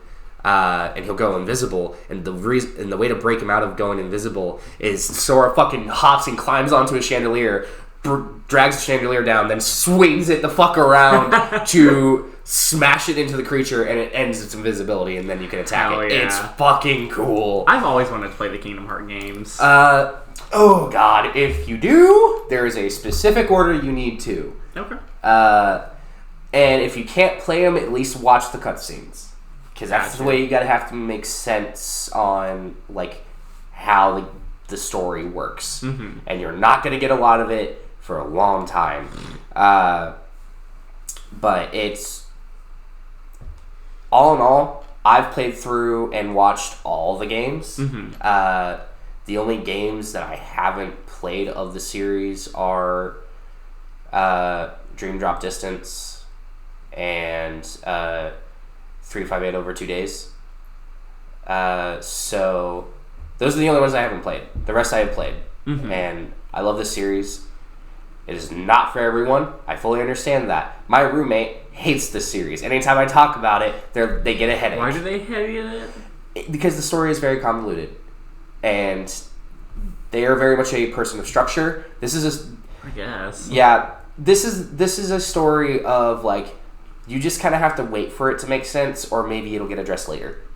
And as someone who loves sci-fi, that's 90% of sci-fi. Yeah. Not just, hey, you don't know what the fuck is going on. The last 3 chapters will tell you everything. But it's a wonderful story of friendship and, like, hearts being a big part of it. Yeah. And I love my friends and blah, blah, blah, blah. Anyway, Kingdom Hearts 2. Great game. It's a great game. I can't explain a lot of it without explaining the rest of the games. Hey, that's an episode. But maybe that's an episode. Who boy will be here for a while for that episode. You will rein it in. I physically cannot. Then we won't be doing the episode. Literally because there will be too much that I have to explain. Yeah, that doesn't sound too fun. It's a lot. Yeah. I that is my warning to the series. It is a lot. Alright. My next one, Vampire. Very good game. Love this game. Came out 2018, I think? Somewhere around there, yeah. You play as... We've talked about this game also, and I can't remember why we talked about this. We've done so many episodes. I know. 10. 10 so many full episodes. I know we talked about this briefly, but yeah, you play as Dr. Jonathan Reed, a blood surgeon. We talked about this because you did an episode on vampires specifically. Oh, Vampire, yeah, through media. Yeah. Go listen to that episode. Love this game. Mostly why I love it is the choice you get to make as the vampire of you don't have to feed off of a single person. Yeah. You can feed off of everybody at a certain point. Some people are locked behind story progression, but still. You can, the longer you wait, the longer you delve into people's backstories and I was going to say arcs, more quests of like, hey, go here, fetch this thing for me, or hey, can you do this for me? The more you unlock their background, the more you would get experience if you then fed from them. So it's a game that rewards you for delving deeper into it. It's got a pretty okay combat system. It's, I would say, very clunky. It's not a very smooth combat system. It's not like kind of the other games we talked about, which you can combo into other things. It's very much attack with like your main hand, then you've got like an offhand. But the blood abilities are super cool. You can kind of go the route of physical, blood, or shadow, are kind of your 3 little routes you can go. I would say out of all the like hack and slashes that we were talking about, this is the most you hack and slash and there's not much else you do. Yeah, there's not really a lot of crazy combos. There's not like XXXY does a cool thing. It's like, no, you kind of just you hit with your main weapon, or you hit with your off weapon, or you do or you shoot them, or you do like ability. Yeah, it's very. I like it. It's definitely not a very combat game, which I kind of fuck with because a lot of the games I do play is very combat heavy. It's got a very interesting story. It's got a very interesting twist at the end, which, and it's not really it's a twist, but you essentially there's this blood entity that's kind of been following Jonathan throughout the whole game, and that's a big mystery of like, who is this blood entity? They speak in weird poems, which I love, which I've used in my Vampire Masquerade campaign. But it's such a cool character, and there are some issues I have with it. No game is perfect. No. There are some character just choices that I feel like you're forced to make that I don't enjoy. Specifically, the one where you have to either turn Doylison or Dawson. He's one of the pillar of the community. He's old, rich fucker. You either have to turn him or kill him. And if you turn him, you're kind of been like, it gives you the like dialogue of like, well, now one of the most greedy rich fuckers in this world, or like in this like London area, is now a vampire. He's immortal. You've kind of doomed the entire like poor district and everyone that is struggling to survive. If you kill him, though, essentially plunges the entire district into chaos. So you're kind of like, and you get to that decision like once or twice more, where there's a few more things where you're like, both outcomes are kind of shitty. They are kind of shitty. I would argue that killing him is better because that chaos can be reigned. And fully be better later. I kill him almost every time. Yeah.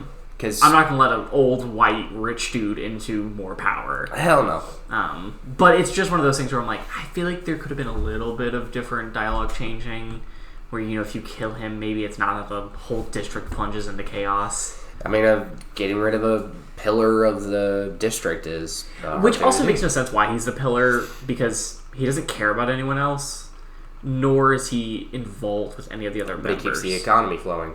Yeah, but that's not in the game what the pillars mean, though. Like, Sean, one of the other pillars, is like a priest. Like, he's not keeping the economy going. He's like a member who is there to help the community, which makes sense why he's a pillar of the community. Another of the pillar communities is Dorothea, which is like a nurse who keeps the pillar running, like the community running. He's just the only one that like actively no one talks about or has ties to him. Well, okay, so a pillar community doesn't necessarily mean that the community, like, that what they do means that they interact with the community all the time. They just change the community. I guess in the game, though, that's not how it's discussed, though. That's fair. I would argue, though, that same thing kind of happens with Sinking City, of like the who's the dude, the main like ape-looking dude. Oh, not a lot of people like him, but he's a main pillar of the community because he is economically rich and keeps the money flowing. Yes, I would argue that's just as important for a community as anything else. Yeah, I would argue different lore reasons for that, though, because the community is based on his family's name. This is different. That's true. Like, that whole Unsinking City is like the Throgmorton or the Throgmortons. Essentially are what start the Sinking City's like whole area. Yeah. So that would make sense why they were a pillar. I don't know. The fact that none of the characters talk about him, because at least with the other three pillars, everybody's like, oh yeah, he's kind of like, he might be a shitty person, but he's there for us, or at least like kind of helps the community. Some hate him, some love him. It just felt like a weird, that specific area just felt very disconnected from the whole world. I get that. Because even if it's like Jonathan's home street, you get to like meet your butler and your mother, and it all just feels very weirdly disconnected. But I love the game, and I love. Still a good game. It's very similar to Dishonored, where the more chaos you reign, the more the world changes into chaos, or you don't do any, and the world stays very clean and very good, in a sense. But yeah, love that game. Weirdly enough, my only vampire media game, but there's not many very vampire games. And there's definitely not a lot of good ones. Yeah, I have a few honorable mentions, which I'd love to talk about when we finish the 9, but there's not very a lot of good vampire games. Not really. All right, for my next game, probably not one many would expect, but I fucking love this series, BioShock. BioShock, I remember very, very fondly as one of the games that I would sit down, because I used to have a PS3, and that was my main console for a very long time, and I would sit down and just play the shit out of BioShock. I had BioShock 1 and 2, and then later on got Infinite, so I played all 3. Yeah. The aesthetics of that fucking so gorgeous world is gorgeous. 1980s or 1920s. 1920s. Like the 1980s, hippies, disco. No. 1920s business suits, hard workers, steampunk, all within an underwater city that has fallen into drug-induced fucking chaos. Absolutely. And you have to partake in those drugs to just survive. Yep. Because those drugs give you power. and you get different weapons. You go through, and there's a morality system. Yeah. With like the little sisters, because you have to either kill them and take all of their like juice, which gives you more than what you would do to save them, and you can save them by like getting, because the little sisters are basically like the incubus for these like slugs that like give the thing called Adam, which is the whole drug that is used to change your binocular thing. Yeah. So everyone's fucking hunting them down, but they don't fucking usually get to them because you have to kill a big daddy to get to them. Which are just terrifying mechs. Huge mech tank abominations that have been made. It is just such a cool world. And we talked about this game, I think, in introductions, because it's got a beautiful introduction of you just in the middle of a storm in an ocean. Yep. Plane crashes down. Yeah. Everything's on fire. You see one semblance of land within an ocean. And it's this like fucking lighthouse in the middle of nowhere. Yeah. You get in there, and there's a pod within the lighthouse. And a whole thing of talking about this Andrew Ryan guy, and you're like, who the fuck is Andrew Ryan? Yeah. Go into the pod, shoot yourself down into the ocean, and end up in Rapture. It is like the whole where you're going through the ocean, and it's like, welcome to Rapture, and you're going through, and you're like, this is gorgeous! Oh, it's beautiful! And then you get into Rapture itself, and it's chaos. Yeah. And you immediately get attacked by, like, this crazy-ass splicer that's cutting through the pod. And then there's, like, a fucking helicopter drone that's coming down and shooting at the splicer to get it away from you. It's such a cool introduction. It's so sick, and I was so terrified the first time I played it. And I was just so intrigued that I had to continue. Yeah.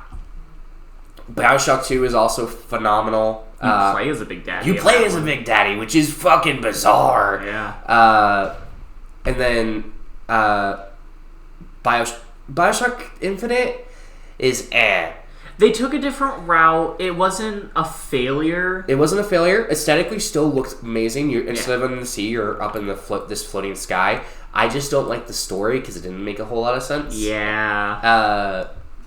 But the twist of BioShock 1. Oh. Where this one guy is helping you out through the entire thing. You watch his family get murdered. You watch his family, quote unquote, get murdered. And he's helping you out through the entire thing, trying to get you out. But then you start realizing, no, he's not. He's actually somebody else who's a rival of Andrew Ryan, who made you in Rapture as a small baby to be a mind-controlled experiment. Yeah. And the phrase, would you kindly, makes you do whatever you are asked to do. Yeah. And you find this out when you confront Andrew Ryan, and he's basically like, would you kindly kill me with this club? And there's the whole, you beat him down, and he can just continue to says the phrase, what is it? A man blahs, a slave obeys. I don't know. But, yeah. Yeah, it's a gorgeous game. Gorgeous game. Terrifying in a lot of moments. Because it's just, a lot of that game is dark, and it is creepy. Mm-hmm. I love it. I love it so much. I've replayed the game numerous times. It's up there with Dishonored, and the reason why it is above Dishonored for me is because I remember specifically my girlfriend at the time, I showed them the game other than Dishonored, and I was like, yeah, I'm prouder of this one. This one's cooler. I think I finished BioShock. If not, I got really, really close to the end, like 90% done. And I don't think I can't remember if I did finish or if I didn't. And then I got like 40% through BioShock 2. I like BioShock a little bit more because Dishonored has the issue I've talked a little bit about where a game is a little bit too convoluted. There's a little bit too much hiding. There's a bit too much like areas where things are hidden, and it, in a certain way, kind of doesn't outright punish you for that, but it because you get the stats at the end of like you collected like this amount of gold out of this amount of gold, and you got 4 bone shards out of 5 bone shards. It kind of lets you know your failure. Yet, especially when I played Dishonored, I would go through like 2 hours on one mission, 3 hours maybe on one mission, thinking I'd collect everything, and then you get that end report, and it's like, oh, you missed 1,000 gold. You missed. Luckily, the shards aren't hard to miss, but it's like you missed 2 paintings, and it's like, where do I find that? So for me, we'll quickly skim over this. Why I love Dishonored is it's got some of the best stealth mechanics I've ever played in a game. So literally, I didn't care about the other stuff because I was like, there's no fucking way I can collect that much. Like, I know there's a way I could do it. I don't have the time or patience to want to do it. That's how I play it now. Yeah, for me, it's more the, like, I try to go ghost for every mission. I try to not be seen at all, and that's how I play the game. That was my most recent playthrough. I played it a couple months ago, and I was like, I want to try to go through fully hidden. And it is and awesome. Non-lethal. And ghost non-lethal is so challenging, and I love it so much. It really has me just sitting there for like 10 minutes being like, all right, this guard, this is its pattern, this is how it moves. Because you have to study, you have to think, you have to... I love it. That's a good honorable mention. That is a really good honorable mention. All right, my next one. Well, I guess we'll just talk about it because we've already kind of talked about the Sinking City. Yes, good one. Another cosmic horror. I love this game. The gameplay itself is mediocre. Yes. It's a shooter where you mostly are shooting and like throwing grenades and kind of fighting. You also have like melee, which is kind of you can either go shooter or melee. The melee is barely. The melee is there for like smaller creatures. Yeah. Combat gameplay wise, it's mediocre.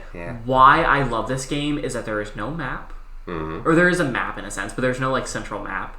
There is no HUD or like compass. How you will go around it is like you'll find a side quest. It's like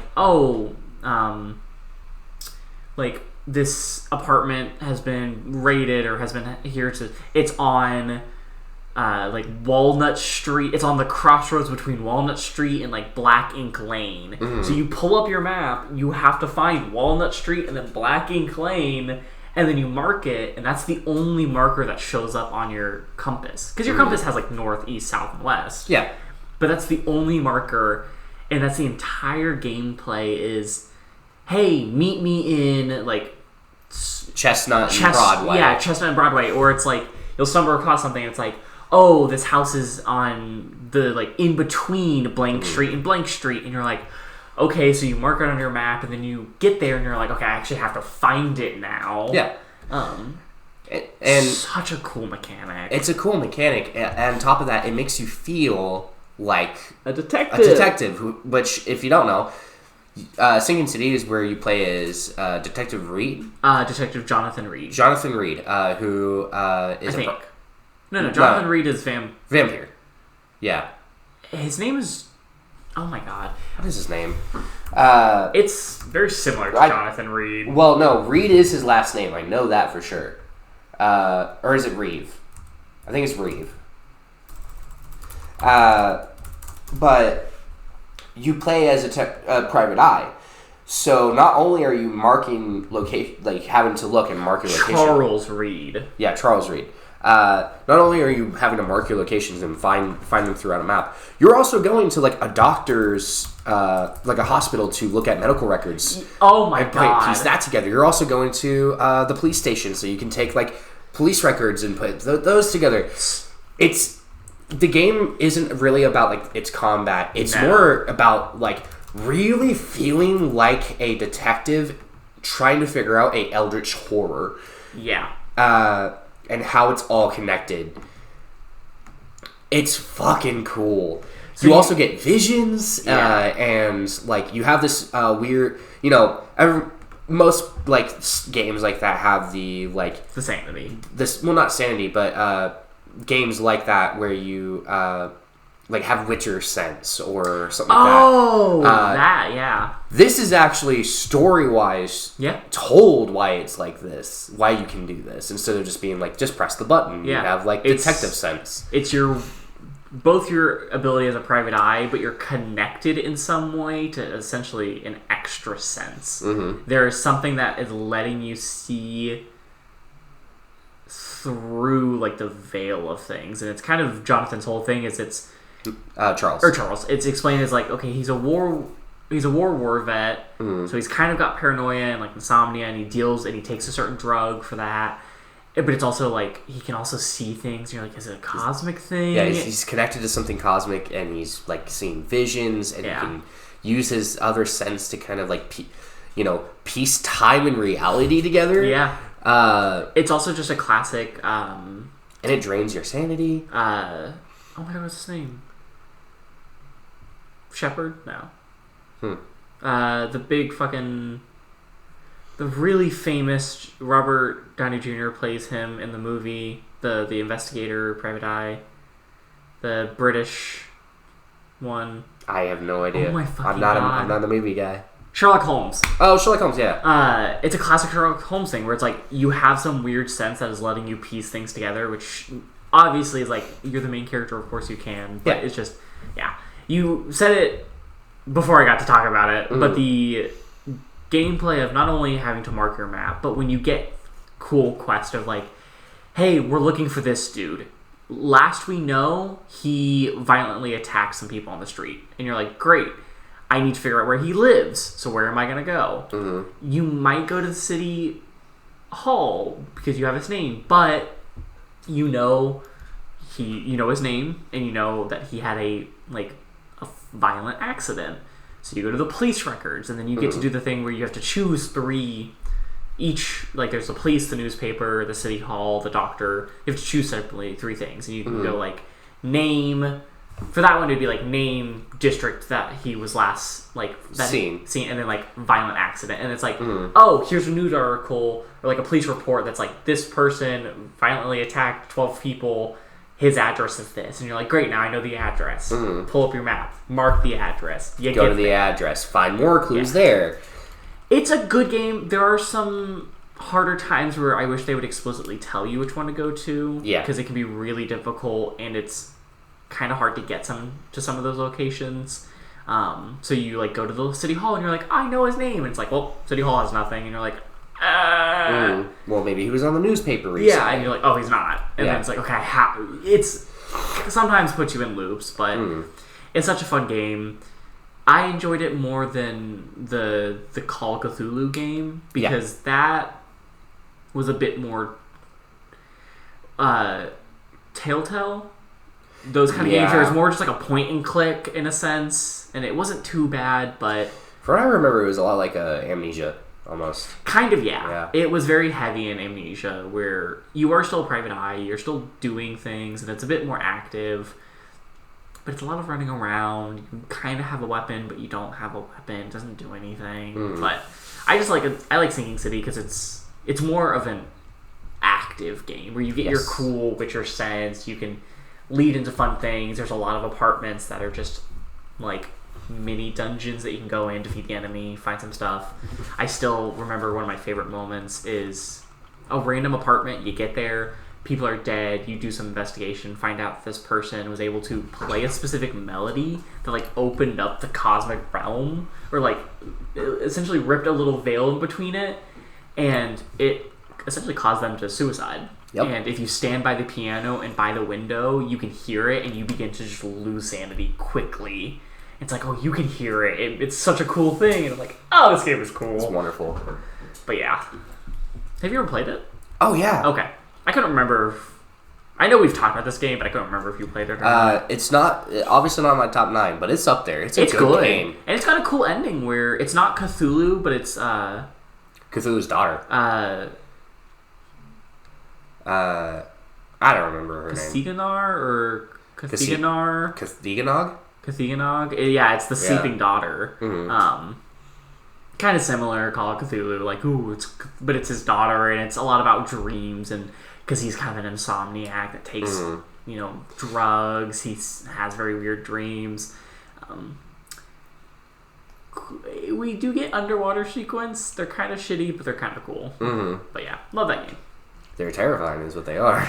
Not to me. I was like, it's just slow. It's slow, but to me it was very much terrifying because you never know what can fucking poke out of its head in the fucking water. You just hate water. I do. Alright, what's your last two? So Red Dead Redemption 2 Mm-hmm. is probably within my top 3. Damn. I adore this game. Mm-hmm. It is a prequel to Red Dead 1, where you get to see the Dutch Vanderlyn gang that John was once a part of. In Red Dead 1, you hunt down the rest of the Vanderlyn gang as John for the government, and then get betrayed by the government at the end, because the government fucking sucks. Yeah. Classic. In Red Dead 2, you play Arthur Morgan, who is one of the gang members that had died before Red Dead 1. He... Basically, you go throughout the game playing as him, doing jobs to help your gang. And what's really cool about it is Red Dead 2, the game is wonderful. It's a family. It's like...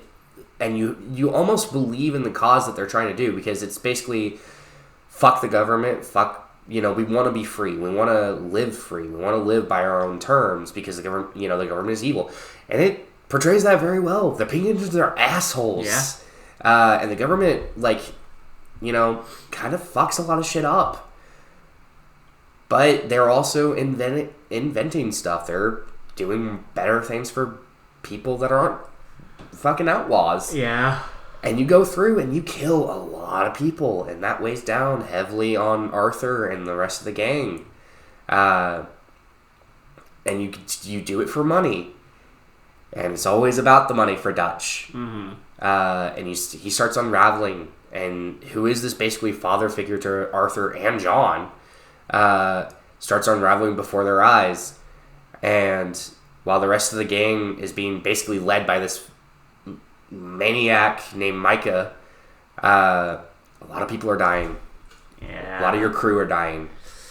And these are what they do so well.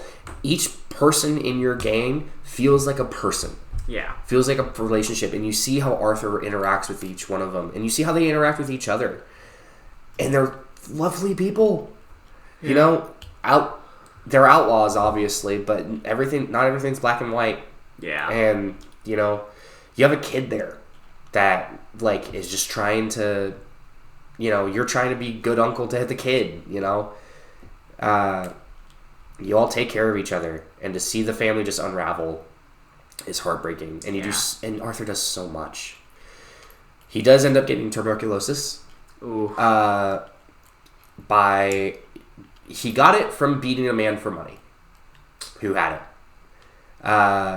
And later on, he finds that man's family after that man has passed. And he gets the money. But way later on, while Arthur is suffering through it, he sees them again, and that family is fucked. They've moved somewhere else into a huge place. The wife of the man is basically becoming a prostitute. The son of the man is working at a coal mine and is basically being bullied. Arthur gives them money. He stops the bullies and is basically like, I know you cannot forgive me. Do not ever thank me for this. I am just doing what I can. Yeah. I ruined your life. I'm so sorry. I ruined everything for you. This does not make me a good man. I am not a good man. Yeah. And that's the whole thing with Red Dead, is you're trying to redeem yourself. It says redemption in the name. Yeah. Arthur is a cold-blooded killer who is loyal to his gang, who loves the people around him. And if you play him as a good person, he helps, and he loves helping. He gripes, but he loves to help. Yeah. And seeing his family get destroyed, him and John escape after he gets everyone else out as much as he can. Mm-hmm. He's on his last leg. Arthur gets chased by the Pinkertons up with Dutch's gang. and he can't push anymore. And he tells John to go, and John keeps saying no. And then Arthur just gives him his hat and just says, go. It would mean a lot to me. John leaves. Arthur starts shooting at the Pinkertons. Micah fucking tackles him and pulls him off, like throws him off a cliff. And then you have a fucking fist fight with Micah. And Arthur loses. Ugh. I mean, Micah's beat the shit because Arthur's strong. Yeah. But he basically loses. And Dutch comes down as Arthur's crawling over to his gun to try to grab it and shoot Micah. Dutch comes down and places a hand on Arthur's hand and just tells him it's over. And then the line that makes me cry every time, he just looks to Dutch and in a very weak, raspy voice just says, I gave you all I had. Ugh. And Dutch, you see him just walk back, stunned. Micah's trying to get him to, coax him back into, because he's a snake, trying to coax him back. We got the money, we can go. You and me, Dutch, blah, blah, blah. And Dutch just walks away. Oh, wait, so the Red Dead 1, who you play? John Marston. John, okay. The guy that, you get the hat to. And as the Dutch walks away, Micah storms off. Arthur drags himself to where he can slump. The tuberculosis is kicking in. He looks to his side and sees the sunrise. And that's when he dies. Oh. And then you play as John for the last half of the game. Oh, shit. Last quarter, I should say. And you get revenge. Hell yeah. And it's great. You kill Micah, that motherfucker. Hell yeah. And you kill him in the best way you can. You go into Deadeye mode and just shoot the ever-living shit out of him. This game has made me cry in multiple ways. I played this when I was 19. This is when I first played it. Damn. Almost a decade ago. Shut the hell up. It was more of a joke. Shut the ever-living hell up. But this game just really showed what storytelling can do. Yeah. It's also mechanically good. It's mechanically one of the best shooters I've played, but it's not the gameplay that makes me come back to that game. It's the story. It is so much of the story. It's a long story, so I don't go back to it often, but when I do, it's like watching a movie. Yeah. And it's one of my favorite movies to ever watch. Mm-hmm. So that perfectly ties into my next game, which I had a hard time deciding this one, the first one or the second one, but I chose the second one, God of War Ragnarok. Because it's the statement you just said of the gameplay, this one is much better, but I don't come back to the God of War, at least the 2018 and Ragnarok, for the gameplay. Come back for the story. The story, and don't get me wrong, it's hella good gameplay. Oh my god, yeah. Some of the best gameplay out there. But I come back to the God of War for the story. I ultimately enjoy this Ragnarok story more than I enjoy 2018. That's fair. I think they both are very good. They are gorgeous. If I Ragnarok is like a 9.8, and then 2018 is like a 9.4. Like, it's just ever so slightly lower. And I know it's a big part of the story. I just am not a huge fan of Atreus' little god arc he goes through in the first game. I know it's a big part of the story. I don't hate it. I just don't enjoy playing it. And I like the second game more because he is more... Our little frog in the living room was just standing in the corner, just squaring up. I just like Atreus going more independent and his whole story in Ragnarok. And then Kratos's... We have to talk about them sometime, but we do. Kratos fully leaning more into like no, I do love you, and I'm sorry for doubting you. But God, Ragnarok is gorgeous. It's a beautiful game. And the gameplay, like you said, phenomenal. Gameplay is amazing. Some of the best combat hack and slash that you can play, with great mechanics. But really, it is the story that brings it all together. It is the bond that Atreus and Kratos have, where And it's a bond that you don't see a whole lot of games do. At least you see it more often now, but not as much as they were. And not in the route they go. Like, it's rare to find this bond that is then healthy, or it leads healthy. Especially because Kratos is a very, like, broken PTSD, anger issue man. Yeah. Trauma. But there are plenty of examples of men like Kratos who are terrible fathers. Yeah. Terrible fathers. Hint, Joel from Last of Us. Mm-hmm. Yeah. Yeah, no, Kratos' growth from 1 to 2 and then the end of 2. I mean, he has to learn to be a good father. Yeah. But he becomes a wonderful father. And he wants to learn. And that's the thing that makes Kratos better than most other... And I think that's why Odin being the, like, main antagonist for that game fits so well. Yeah, because it's a shitty father. Because it's... Well, yeah, but it's also it's an example of what Kratos could have become. Yeah. And it's literally kind of like that with the whole prophecy thing of Odin taking Kratos' place in Atreus' arms. Of, like, if Kratos was the way he could have been, you know, being a terrible father, giving Atreus these horrible issues that he has, because that's what all of Ragnarok is about. Yeah. Then Atreus, like, Kratos would have died. And he would have been in Atreus' arms. Absolutely. But because he wanted to learn and become a better father and become a better person because of Atreus. It's such a good... It's wonderful. The scene where they're in Helheim and they had that moment will forever be in my heart. And the gameplay, I know we're like, the story. The gameplay is just genuinely incredible. It's just so good. And we get to see more. I'm so glad that in Ragnarok they didn't just reuse the 2018. Yes. That was my fear, is that we were going to go, we were going to stay in Midgard, and then we were going to go Alfheim. No. You go to all of them in Ragnarok. Alfheim? Alfheim? I don't remember. And I was like, I don't want to just... But yeah, no, you start in Midgard, and then you eventually... Go to Alfheim. I don't think you go to... You don't go to... No, you do go to Schwarzwaldheim. Mm-hmm. Schwarzwaldheim. You go to Niflheim, Muspelheim...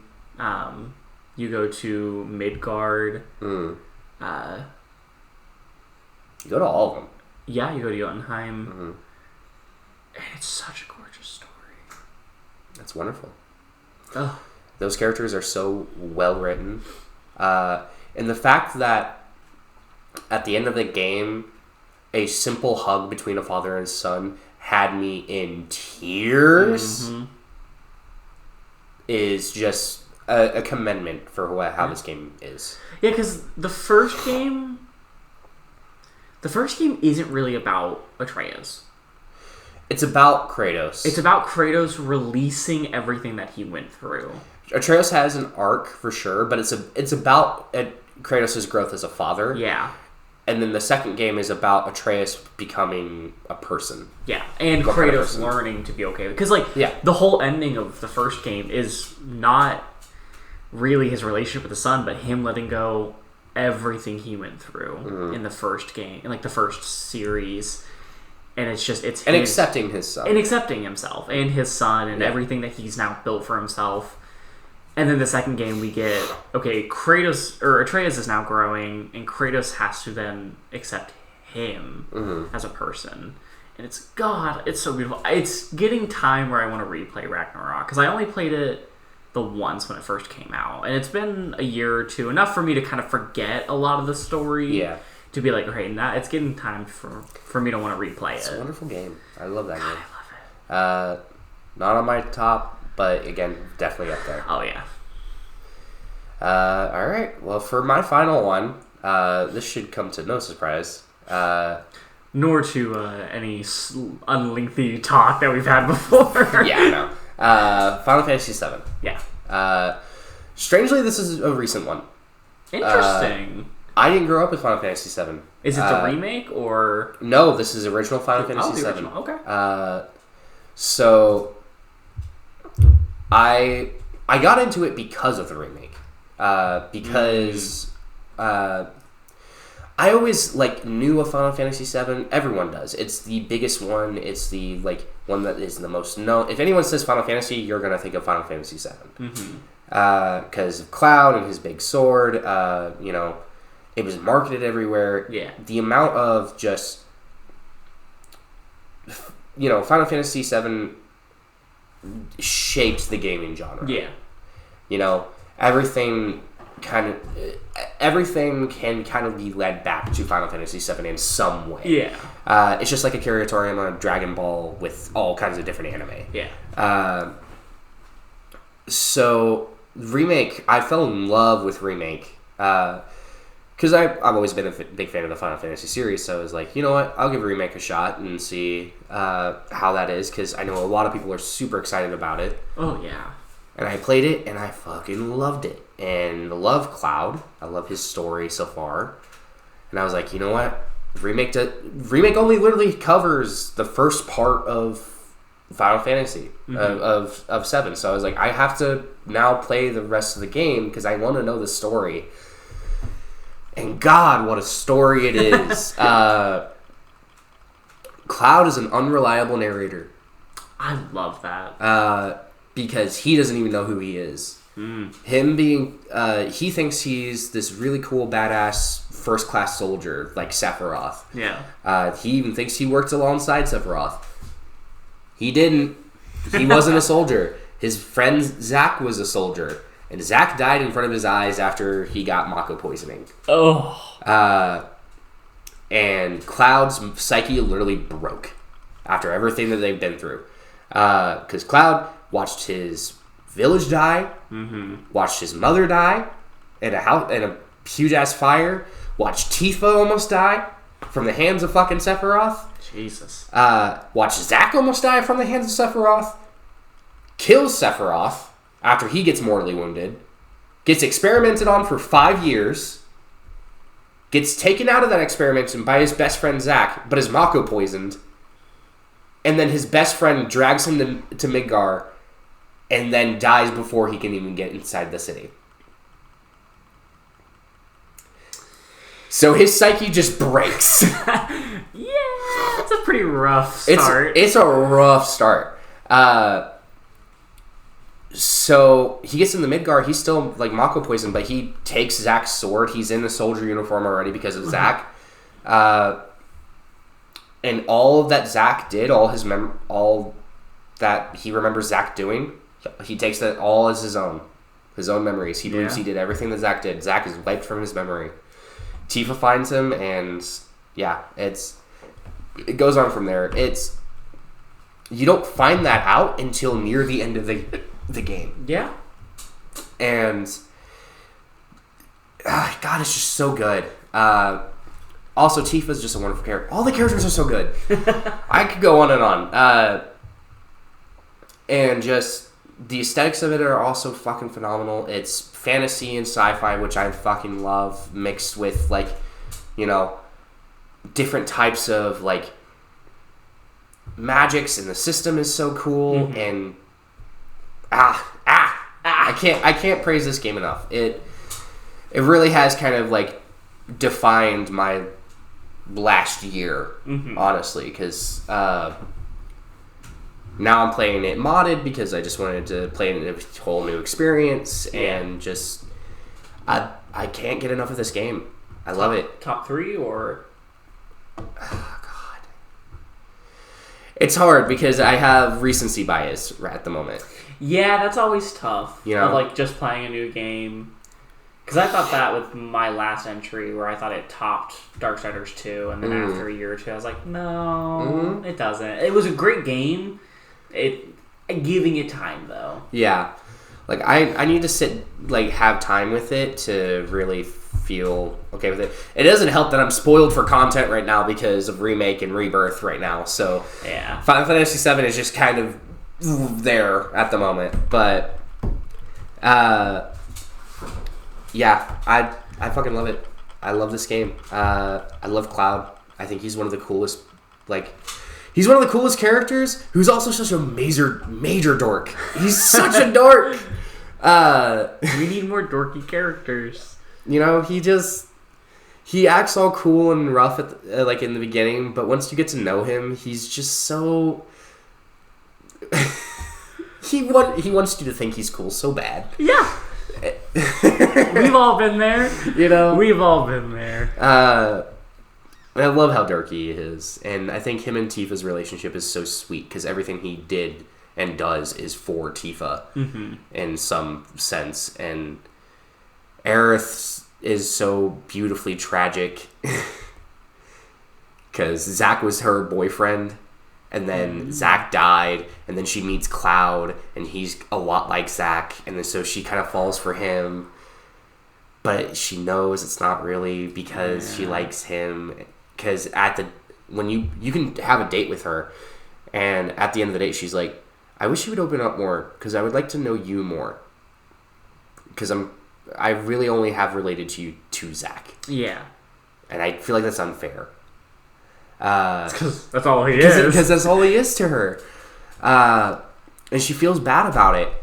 And then she dies. Oh! She gets killed by Sephiroth. Oh! And it hurts because she's kind of like the main healer of the group and main spellcaster. Yikes. And, this game, man, this game. I could go on and on.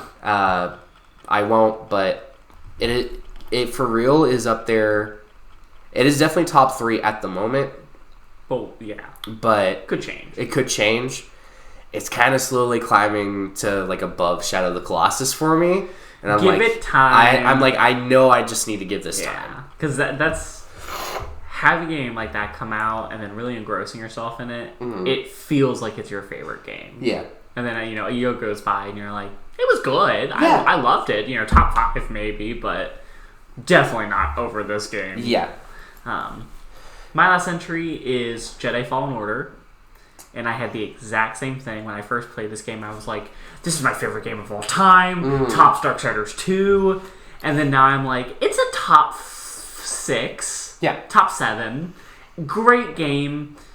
It runs into the issue of unskippable cutscenes. For sure. Really, really lengthy cutscenes and dialogue that you just can't skip through. Mm-hmm. So it is the, you're kind of forced to love it because of the story, not because of the gameplay. Mm-hmm. And I really like it because of the gameplay. But yeah, play as Cal Kestis. Super hot. His actor, Cameron Mahoy, I think, or something like that. Yeah. He played Ian. Yeah, Ian and Shameless. So hot. Mm-hmm. So goddamn hot. Love the story. One of the last few living Jedis after Order 66. You're trying to find a holo cube that has the location of a bunch of Jedi-sensitive children, or Force-sensitive children, and keep it out from the Sith's hands. But also learning about an ancient race that was semi-peaceful, but also super Force-sensitive. Yep. It's such a good story, and you get some beautiful scenery. I haven't played it recently. I think it's been, I want to say 2 years since I last played it. But it's one of those games that I put a lot of time away from because you kind of have to sit through the story fully, and there's no way to kind of skip through that stuff. So it's harder to want to replay it knowing I have to sit through 30 minutes of a cutscene. It's also a Souls-like-esque. It's a very different type of Souls-like. It is, but I would fully agree. It very much feels like Dark Souls 1 or Dark Souls 3, which is semi-slow mechanic. The dodge isn't very fast. It's kind of that slower dodge. You've got your heal mechanic is limited. Your HP, you respawn at your spawn points. Yeah. Which are your little meditation spots. Your HP is limited, and you got stamina. You got stamina. Your boss HP is usually higher than yours, but it's more cinematic. Yeah, but it is the energy of a Souls-like game. Oh yeah, And the level development is incredible. I mean, the first planet you start on, Bogano, is such a beautiful introduction to what this game is. And I just remember loving it. And I really want to play the next one. Last Survivor? Or I haven't... He's moving. The frog is moving. Oh! I don't think I've ever seen him move. Big chongus. Oh, big chongus. I've heard some good things about it. I've also heard some disappointing things about it.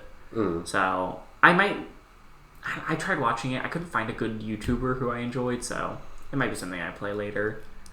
Yeah. That game single-handedly got me into the Star Wars franchise. And I only got into that game because I was like, I think it's pretty cool. And then you were like, oh, do you have this game? You should fucking get this game. It's on sale. Get it. Play it. It's good. Love that. I played that game 2019. I was in the dorm. And it was... Because most of the games I played were like Xbox 360. And it was one of the second or third game I got for my PS4. Like, I had Bloodborne. That's the whole reason I bought a PS4. I think I got something else. Maybe it was Dragon Age Inquisition, which looks good, don't get me wrong, but graphically compared to, like, Jedi, I put that game up in the dorm. I had my old friend, my dorm mate, and I just remember being like, holy shit. When you're Cowcast and you get on in the little tutorial and you stand upon one of the ships and you see the Jedi like fighter and it cuts to like the whole background of people like welding destroyers and scout. I was like, holy shit. It is beautiful. Gorgeous game. And the story is gorgeous too, and the gameplay is simpler, but it's still very, very good. Yes. Was he gonna go into his little hole? I think he is. He's like slowly moving. Sorry, we're seeing a little frog move. Our frog in our living room does not move much. Like, where is he going? I thought he was dead the other day. Oh yeah, this was my boyfriend. He had a lot of animals, but he was like, I'm probably gonna keep this one because he just kind of sits there. He moves and you get to see him, but he just kind of sits there. This is the most I've ever seen him move. He's like walked from the end of the tank, like from one side to the other side. But yeah, love Jedi Fallen Order. I do have 2 honorable mentions. For sure. Because they are up there, but they're not my favorite. First one, the Castlevania Lords of Shadow series. Very fair. I have a hard time deciding if I enjoy 1 or 2 first, but... I think you said 1 at first, but... I think I like 1 a bit more because it's got easier replayability. You can like level select. But yeah, a fun retwist on the Castlevania series into a hack and slash game instead of like a... what is it called? Like a 2D kind of platformer. Metrovania.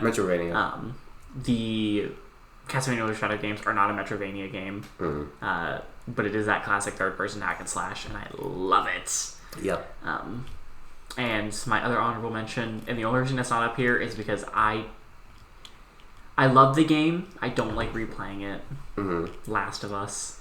Yeah. It's just too much to go through. So like it's a lot of emotional turmoil. And like I love it. The gameplay, the story is beautiful. The second one is gorgeous. I just don't like replaying it. It's so much to go through, and it's my top 9 are games I can replay at any point. Oh, for sure. There's just times where I'm like, I can't do it. I want to play it, but I just can't go through it. Same for my games. I will literally sit down and play these games at any point and feel fucking happy. Yeah. I have 1 honorable mention that I have to give. I already gave Dishonored 1, which is a great one. I love that game. Like, still a fucking phenomenal game. Dishonored 2, Yeah. I didn't like the main villain. I didn't like him either. Hollow Knight. Yes. It is a good ass game. Yeah. Very good Metrovania. Like, I love myself in Metroidvania. I hold it to the standard of Hollow Knight. and such an interesting take on things. Oh yeah, like bugs and the whole those weird plague going around. But so fascinating, and like the world of it is so interesting, and it has the Dark Souls style of like storytelling. Yeah, which is nothing. Which is nothing unless you really dig for it.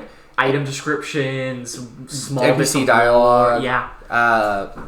There's so much of the environment storytelling which is just, what the fuck is this? Mm-hmm. And unless you get it, it ties into smaller other things, and you have to.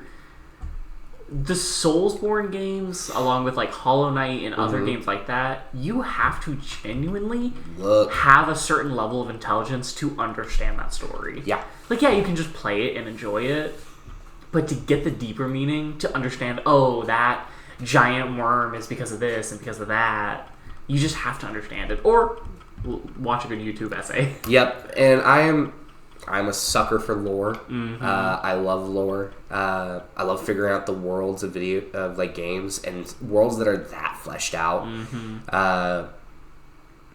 And just Hollow Knight does it so goddamn well. Yeah. Where I've thought about like running a D&D game based in Hollow Knight, where you guys play as... We've talked about it. Yeah, where you guys play as the bugs, and we go through a whole thing like that, because I think it would be fucking cool. It'd be very fun. But very good honorable mention. Yeah. I fucking love that game. But anyhow... I really Last of Us and Castlevania were like my two honorable mentions. Because I know when we first discussed this, I was like, oh, definitely Castlevania. And the more I was looking at it, I was like, it's good. Just the replayability is difficult. Yeah, this is definitely... I think this is my definitive one. Like, I even had to go back and change one, because I'm like, Dark Souls 3 is good. I would not sit down and play it right now. Yeah, and I actually did start replaying Dark Souls 3, and I was like, I just find the first, few levels boring. That's fair. Like, the whole, the top little castle bit, and, you get to, the little, when you go down the wall, and you get to the little village, I was like, it's cool. It's just definitely the one I spent the most time on, and that I enjoyed the most out of, 2 and 1. Yeah. 1 was my first one. I fucking love 1. But 3 is the one I was like, okay, I can get into this. Yeah. And, solidified me being a Souls lover. It's difficult, because I played 1 the most, and 1 is still my favorite. Mm-hmm. But in the entire Soulsborne series, obviously Bloodborne is my favorite. Yeah. Though I utterly hate the gameplay, Sekiro's environmental design and storytelling... so good. I just hate playing that game. Okay. Sekiro, you have to treat like a rhythm game. Yeah, and I hate rhythm games. Yes. I have a very much love-hate relationship with Sekiro. I love that game, but I despise that game. Yeah. The storytelling is fantastic. It's phenomenal. The level world, design, the look of it, how fucking cool the characters are, just the premise behind the living centipedes and the dragon water. It's got one of my favorite stories. It's Bloodborne, and then it's Sekiro with its story, its environmental. It's got, in my eyes, other than Bloodborne, the coolest looking bosses. Oh yeah. But God, that game for me is just so unfun to play. It's very frustrating. Yeah. And I beat it. And I know the whole get good, just gotta get good. I've not beaten it, but I have played a good majority of it. Every Soulsborne game I've beaten. 1, 2, 3, Sekiro, Bloodborne. I haven't played Demon Souls because I don't have a PS4 or PS5, and I'm not going to play the old one. And Elden Ring is too open world for me. Yep.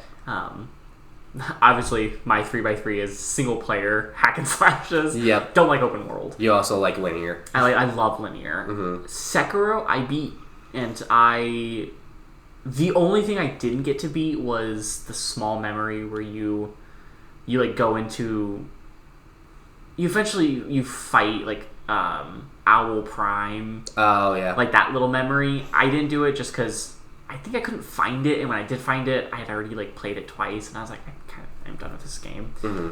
So I beat that game, and I know that's probably on my roommate's like top 9 for sure. My roommate hella good at that game. Yeah, and if you're good at it, you're good at it. Mm-hmm. It's like there's once again love the game and the story. It's just one of those games I have a very difficult time playing because I enjoy Bloodborne more, which is the dodge and weave, get an attack in when you can. In that game, there's really no point of dodging unless it's a undodgeable attack. You just parry. And I got good. I defeated the game. Y'all can't say I'm a scrub. I hate that game. Mm-hmm. But it's got such cool level design, and the giant worms, and the centipede. The snake. The fucking giant worms. I meant to say giant snake. The giant snake, the centipedes that come out of the fucking apes. Yeah. The huge ass fucking koi fish that just fucking swallows you. Yeah, the giant rope person that gets you into the new level, the like cloud level. The guy that fucking jumps out of a kite to just dive bomb you. That game is fucking phenomenal. It is a game that is not for me. I will not deny how phenomenal that game is. Oh my god. I wish I could play it with like the Bloodborne play. And I don't think it would really change the game any different to have a different style of gameplay. For sure. But god, it is such a cool game, and it's so good. Anyway, but I hate it so much. I hate it. I despise it. Again, I love hate it. I respect that game. Is how I will say it. But other than that, I think that's about all. That's all for me. That's all for me. Oh god, I guess next week's my episode. It is.